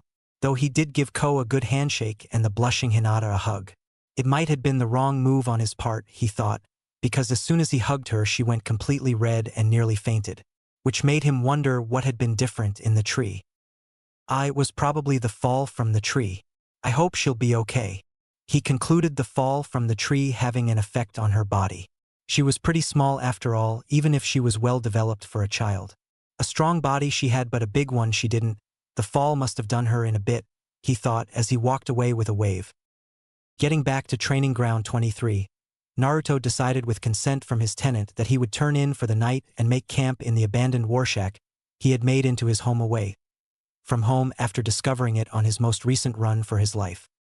Lighting candles he had procured over the past few weeks and scattering them about, he took in the sight once more. It was lit more than well enough for him, but it was just how it was built that intrigued him. The walls were thick with old paint and the untouched weapon racks were scattered about the large underground hall like his candles. The center table, which he had missed the first time around, had an equally old map of Konoha towards one end of it. Looking it over, he could tell it had been a very long time since anyone had truly been in there. The parchment was weathered and the map itself was in poor condition. Only the faintest outlines could be seen of buildings and structures, strategic points and arrows pointing to what may had once been either objectives or points of defense. taking in the finer details of the bunker he had stumbled upon. He found that there were kanji littered all over the walls and ceiling, and wondered what they were for, reinforcing the infrastructure of this room. It was built to last the likes of me and my kind. Naruto nodded. Is this what Fuinjutsu can do? It's amazing if it can withstand even you. He thought in astonishment that such jutsu existed. The feat of successfully withstanding the wrath of a bijou, let alone Kurama, was not easily met in the least. This is but a taste of what Fuinjutsu is capable of. If mastered, the possibilities and application of Fuinjutsu is nearly limitless. What's keeping me sealed within you is a product of Fuinjutsu. Imagine what it can do when geared towards other things with the same effort and capability. Naruto lifted his shirt and made his seal appear with the help of chakra flowing to his stomach. Do you think I can learn Fuinjutsu? Kurama nearly choked on her laugh. Not only will you learn it, but I will personally make sure that you are a master of Fuinjutsu by the time, and maybe even before you reach adulthood. Naruto's eyes shot wide open, and he even took a few steps back from the shock. Can I really do it? He asked. He knew it couldn't be as easy as learning how to handle a sword or a knife. Hell, learning jutsu and how to control chakra was probably easier than Fuinjutsu if he could guess. I promise you, your body is built for combat, and while your mind is equal to your body's adaptability to the heat of battle, it is unparalleled in its build for picking apart and putting back together the jigsaw that is chakra. Naruto was confused. It was his understanding that Fuinjutsu revolved around kanji and the different uses and manipulation of it. How is Fuinjutsu like a puzzle, Kurama? I thought Fuinjutsu is all about kanji and how chakra runs through it. That, in itself, made sense to the boy. What his furry tenant said was a mystery to him. Chakra by itself is a purest of energy. Some call it spirit energy, others call it raw power. Life energy, if you will. While that is true when talking about the body and conventional ninjutsu, it is not true for Fuinjutsu. Naruto nodded. So then, Fuinjutsu is more than just taking chakra and changing its flow. It's about the structure of it. That's why kanji exist. They're all different pieces of a puzzle that change the nature of chakra. Kurama chuckled. You got it, kid. But before the blonde could continue, the bijou thought it was best for Naruto to get some rest. He'd had many changes in a very short amount of time. That's something even a healing factor as strong as his couldn't help with. Now then, get some rest. You're going to need it for tomorrow's training. The Uzumaki smiled, wondering how he could have been so lucky to have Kurama on his side now. Yes, sensei. Line break. The next day. The morning had been a rather productive one, and training was really starting to get into full swing. It felt strange to have someone who was teaching him how to be a ninja instead of just teaching him basic rules of society, in Itachi and Iam's case, or treating him like the scum of the earth in everyone else's case. He had set out to Training Ground 20 as instructed by his furry sensei, and was moving from one training ground to the next, systematically, every hour, and changed his pace and focus of training depending on what was there. The bijou wanted to test her theory on how Naruto learned to do things. Of course, he could learn things just like anyone else could, but something about that night when he was being chased by that rogue ninja struck a chord with her. And she was going to see for herself just how Naruto adapted to whatever she threw at him. She had him start off with his sword. The thing was like an extension of his arm for the most part, but he's still rather clumsy with it. It was like teaching a toddler how to use a fork or spoon. He really didn't know what he was doing. But that's what having a millennia-old demon fox for a sensei was for. She had seen and memorized hundreds of swordplay styles alone, and that was just the tip of the iceberg of what she had to offer her container. Interestingly enough, it seemed to her that Naruto had no dominant hand. When brought to his attention, Naruto noticed himself that he could use both hands to do pretty much everything. He was just so accustomed to just doing whatever came natural to him that he never noticed the way he didn't have a dominant hand that was primarily used for even trivial tasks. It was an interesting thing he found out about himself. Kurama had told him that it was actually a rare thing, that some people could learn how to be ambidextrous while most could only ever be comfortable with one hand to do things. In the end, she just thought it funny, and chalked it up as one more anomaly to add to his scorecard. He simply shrugged and decided to make the best of it. It wasn't like it would hurt or change anything. About halfway through the day and 9 training grounds later, Naruto stopped dead in his tracks while bringing out food and the rice balls Ino had made earlier in the morning that he hadn't gotten to enjoy yet. He couldn't quite pin it down. All he knew was that there was something wrong, that something wasn't right. For minutes he was looking from tree to tree, training ground off one way and forestry out to the other, looking for the source of this odd feeling. Just before he decided to let it go and dig into his meal, he got his answer. A slight tremor in the ground that barely had enough force to make a person notice if they weren't walking. He didn't understand. A few moments after that, all Naruto could hear was the struggling and failing attempt of one giant fox trying to hide her bursting laughter. What? Was all Naruto could really ask.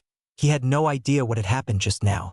Finally, unable to hold in the laughter that was threatening to make her burst, the bijou let it loose. Bahahaha, oh God, that's rich, ahahaha. The sudden boom of roaring, cackling laughter had the boy's head vibrating back and forth. He clasped onto the sides of his head to keep himself steady. What? What the hell is so funny? His head was starting to hurt from his tenant's volume excessive laughter. Now down to a deep chuckle, Kurama gave him his answer. It seems your feral senses are more prominent than we originally thought. You just sensed an earthquake before it happened. Only animals can sense a change in the earth such as that. You Naruto are truly my kit now. He. Pouting, Naruto didn't know if he should take that as a compliment or an insult to his character. He didn't fancy being literally called an animal to his liking. But then how could he deny the claim? He could see clearly on a solely starlit night as if he were only in a dimly lit room, and even then his vision was so sharp it didn't matter too much. He could hear a single bird chirp from a good 30 meters away, and he had a knack for sensing when he was being watched. Then there was his stealthy habits. When everything was laid out before him, he really was a miniature fox. Just a lot less hairy and missing tails. It wasn't even noon yet and things were already getting weird. So I'm an animal now, what's next? Am I going to start hunting now? Elsewhere. So, he thinks he's going to strut about as if he is untouchable. So long as he keeps away from my daughters, I will allow him to feel safe. One Hayashi Hyuga was currently restraining himself from having a field day with a certain emissary from Kumogakure. Kumo and Konoha had been at feuding odds with each other ever since the Third Raikage had come into power. His thirst for making his village stronger made him enemies with Konoha after their many attempts at recruiting Kekkei Genkai wielders at every chance that presented itself. He saw people with Kekkei Genkai as weapons, and that he and his village had the right to both kidnap and exploit them by any means necessary. The current situation of having a retired infamous ninja from Kumo being sent to negotiate a treaty with Konoha, under the guise of staying under the all-seeing eyes of the Hyuga as a sign of good faith, had both Hayashi and his clan on edge. As I'm sure your Hokage has informed you, I will be staying under your clan's watchful eyes during my stay here in Konoha until an agreement is reached between our two great villages. My Raikage believes that the strong should group together to weed out and discipline the weak. A dark-haired man with a hardened body upholding an equally hardened face spoke in a tone very befitting for that of a politician, with every bit of arrogance and self-appointed hierarchy in his voice. A few scars could be seen on the parts of his body that weren't covered by the luxurious blue robes that he wore, coupled with a necklace that went down into his undershirt. Though this did not mean he wasn't a lethal ninja when he was in service. In fact, it meant quite the opposite.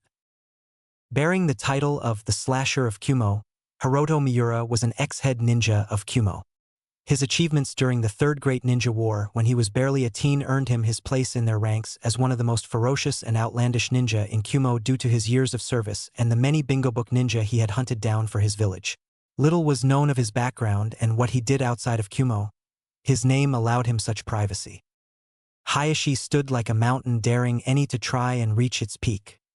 He would make sure to be the one to gladly take the head of the man before him as a trophy if he eyed any of his kin the wrong way. Yes, I have been informed of your arrival, and might I add that you and your escorts will be staying in the guests' quarters under surveillance of no less than 5 guards at any given time, to ensure your safety and comfort during your stay in our village. If it weren't for his emotionless and near statue-like expression, the ex-Kumo nin could have sworn the pale-eyed man was sneering at his last sentence. The emissary nodded and openly smirked. He had understood the intended message and expected nothing less from the clan of noble ninjas. He would cease to live the moment they suspected any foul play. The guards were useless, however. He had a plan. He was there for a meeting regarding the peace of two warring villages, and had the upper hand because of that. He couldn't be touched or kept under watch at all times, even with the Hyuga and their eyes. There was one place he literally couldn't be watched by the law of their village: the Hokage Tower. He was there on official business and under the guise of an ambassador from a foreign village. Aside from the Hokage himself, none could be near their meeting because of the nature of sensitive information being shared between the representatives of each village. It was during his waiting period where he would make his strike.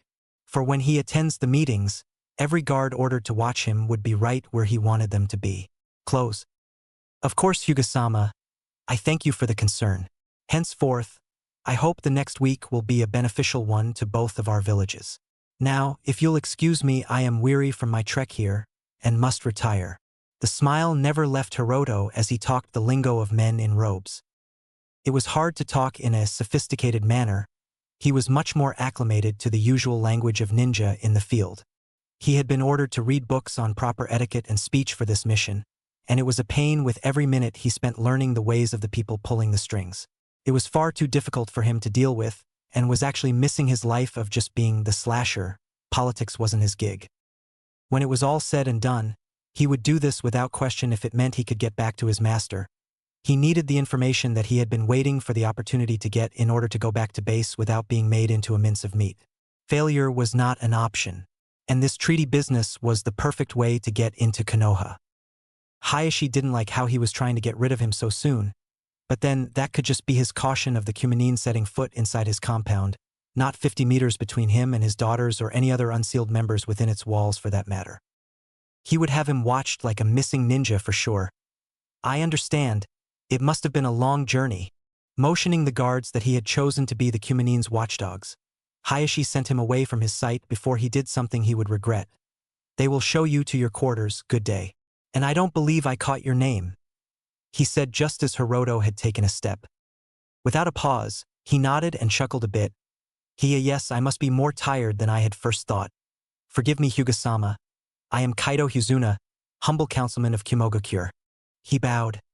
I bid thee farewell. Kaito spoke in a playful tone, though he had meant the old-fashioned speech as a regard of disrespect for the man before him as well as his stature. Taking his leave and the 3 men that made up his escort along with him, the ninja from Kumogakure made their way to the guest home they would be staying at for the week while they negotiated the terms of a treaty with Konoha.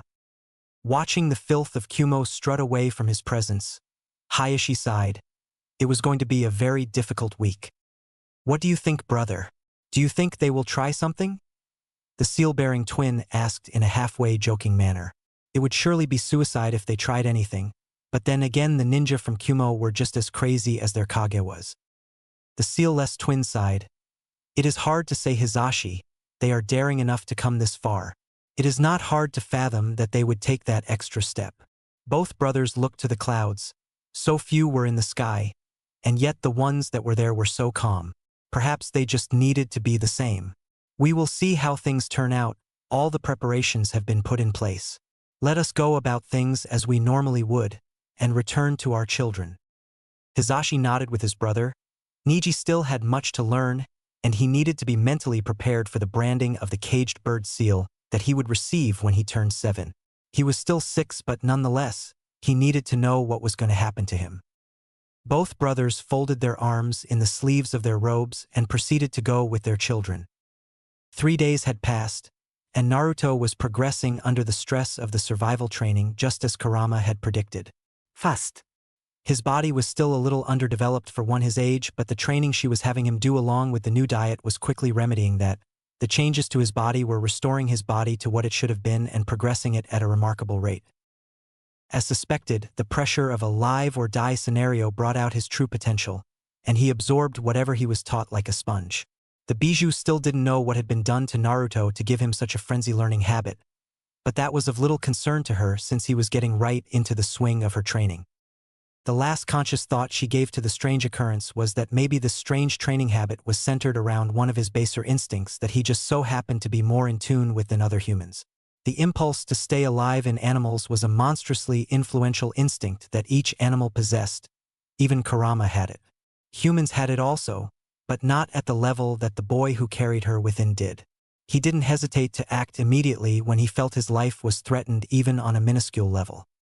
Now on training ground 37, he took to alternating between running at full speed in every direction possible throughout the hills of the training grounds and fighting imaginary foes while doing the same thing. Kurama was having him getting used to moving about constantly changing terrain without a single stumble, and the same for when in combat. After about 2 hours of doing that for a half an hour without stopping and a 10-minute break, he repeated the process in the trees. Staring up into the sentinel-like trees, the boy groaned a little. Running and fighting on a bunch of hills was hard enough, now you want me to run and fight in trees too? His legs were tight from the strain of going up and down hills in the technical movements of his fighting and the simple exercise of running. Think about it, Kit.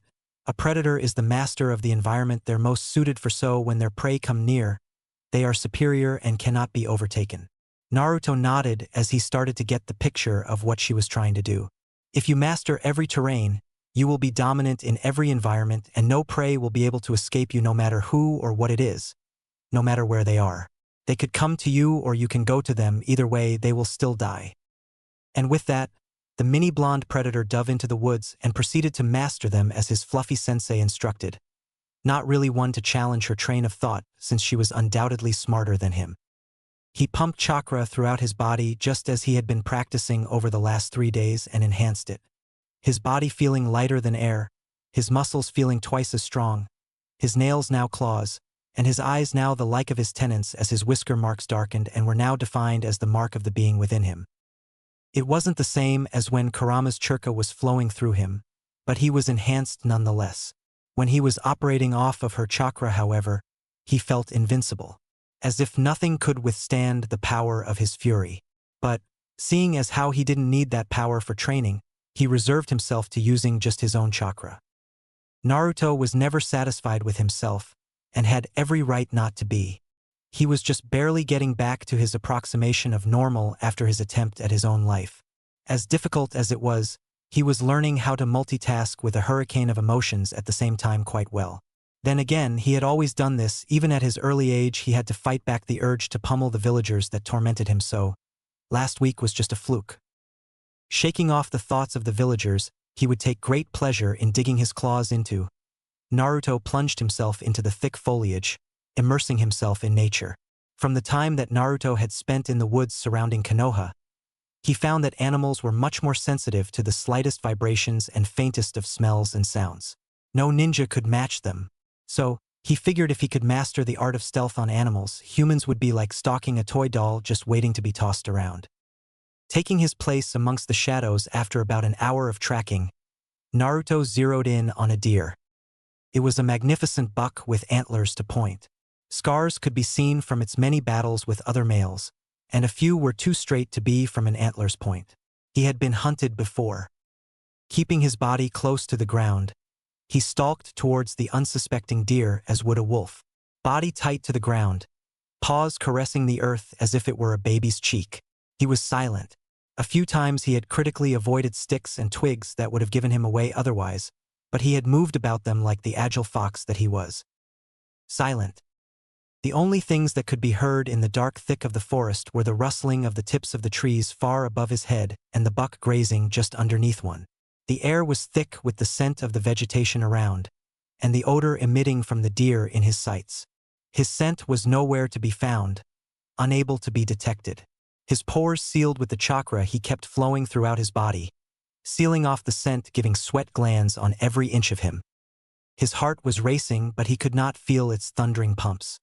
He could not even hear the pulses in his ears. No, all he heard was the quiet of the forest, and the steady breaths of the deer in front of him. Adrenaline was coursing through every inch of his little body, the thrill of his first hunt making its realizing hit on his conscience. He was a hunter. All his focus was on the prey before him and what he had to do to make it his first kill. He couldn't feel his heart beat anymore. He only knew it was racing to keep up with his thrill. He was a hunter. He had prowled his way to just a few meters away from his prey. A silent approach. His mouth was filling with the anticipation of the hunt. He was careful not to let any excessive emotion to escape his thoughts. Animals could sense when they were being hunted. No, he was a ghost. He was a shadow. He was a predator, and he was about to take his prey. He had settled in between two overlapping bushes with a little opening in the middle of them. He was cloaked in the shadow of the forest and was within its thick brush as if he had always belonged. He was surprising himself more and more with how much he seemed to be accustomed to what he was doing.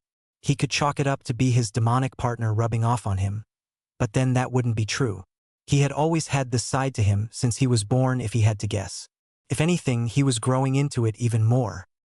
The deer was oblivious to the predator in its midst. It was still standing there, grazing like it had done thousands of times before. Little did it know that this would be the last time it would ever taste the noble grass that grows even in the darkest of places, and the bloodiest of battlefields.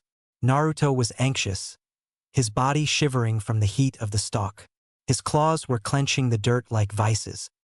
He couldn't wait any longer, but he chained himself down, allowing his prey one last moment of grazing. Such a simple thing life seemed to be. So complicated and full of sorrows. Yet, in the presence of one with the will to make it his own, it can be taken in a second. 10 seconds. 10 seconds was what he allowed the deer before his pounce. Time seemed to slow to a still. How could it be so easy to take the life of something? Mortal or not, how could it be so easy to take something's life and make it your own? These were the questions that began to run across his very young mind. Then it dawned on him. It was easy because it was meant to be. How difficult would it have been had he been stalking one such as him? Maybe not the same, but a ninja or a common man. It depended on who you chose as prey that makes the taking of life easy or difficult. Either way, it was done the same. Perhaps the journey to the ending moment would be hard for some, but the end altogether was the same. It was too easy for Naruto to take a life, and the thrill he was getting now was making it all the more enticing. Would he feel different if it were another person? Perhaps. But the fact was that his current prey was exactly that. Prey. One without voice and without name. One who had just run out of time. The 10 seconds he had given the honorable deer before him were now over. It was as much for the deer as it was for Naruto. He had never taken his eyes off of its side as its head dipped down and lifted occasionally, chewing the small grass that gave it life. He only saw this because it was in his sight. The impulse of the hunt was still ever present in him.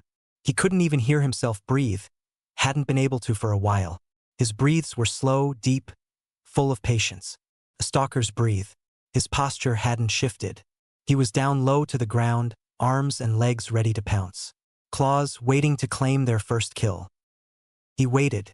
He knew the slightest error would thwart all of his effort. As feral as he currently was, he couldn't think like a beast now, no. He had to think as a true animal, a true predator. He must be patient. Not all is as it seems, and he knew he had to wait for the right moment to strike. The deer's head was up chewing, paying no mind to its surroundings as it ate. Now it was back down to the ground, surveying its nutrition of choice. It was here where he didn't want to strike. Now its head was back up, and its gaze now relaxed as it enjoys its graze. He had surveyed his surroundings and found them safe for the moment. Now his ears were its line of defense. It was here where Naruto wanted to strike. Its head was back down, and his little heart sped up even further. He knew what was coming.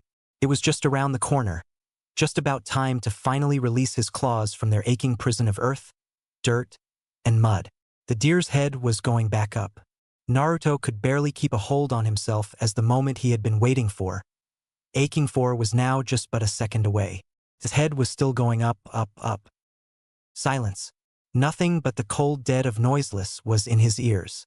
He had leaped just as the buck was about to finish its first chew. With his combination of chakra enhanced, adrenaline flooded, and instinctually uninhibited body dull of all other senses of pain, worry, sorrow, or doubt. The 8-meter distance closed in a flash when seen from another's eyes. But to Naruto it had taken eternity. He flew as if he were without weight, without worry, without any moral bindings holding him down and away from his prey. His claws were held just a little past his shoulders and spread, able to move about either which way if the deer made a momentous move. His body was completely level in the air, leaning a bit forward where his claws were awaiting their landing on the unsuspecting buck. He paid no mind as the buck's head began turning around as he let loose what he thought was a growl. He couldn't tell. Everything was so slow he thought it was the hum of a quake. He saw himself in the eyes of his prey. If it had been any other mortal, shock and fear would be all that he would find in those eyes. True to the heavy impulse that had taken his body into vice grip, he didn't appear normal off first glance. His teeth could no longer be classified as normal, their fang length extending far beyond the lengths of normal as his canines, and their seeming filed sharpness nearly touched his bottom lips while his mouth was wide open in his snarl. It was quick. The buck had turned its head all the way to the right to view its killer in full, its eyes going wide to the point of nearly popping out in the extreme of which they opened, completely stunned in fear of the predator about to take its life. Like clockwork, and with the ferocity not that of a normal human, the moment his claw-bearing left hand met the fur-coated exposed neck of the deer, his grip around it tightened like a vice and crushed the buck's windpipe as he swung around it.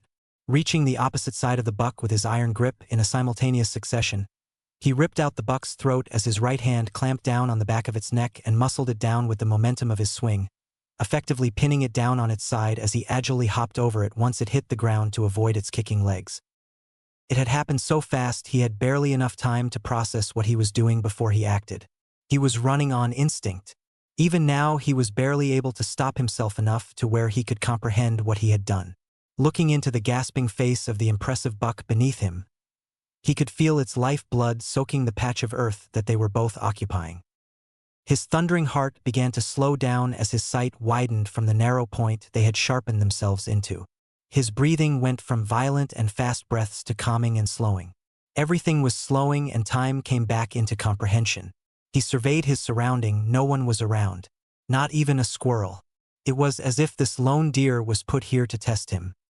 He looked back down to his prey and felt remorse. It wasn't his prey anymore.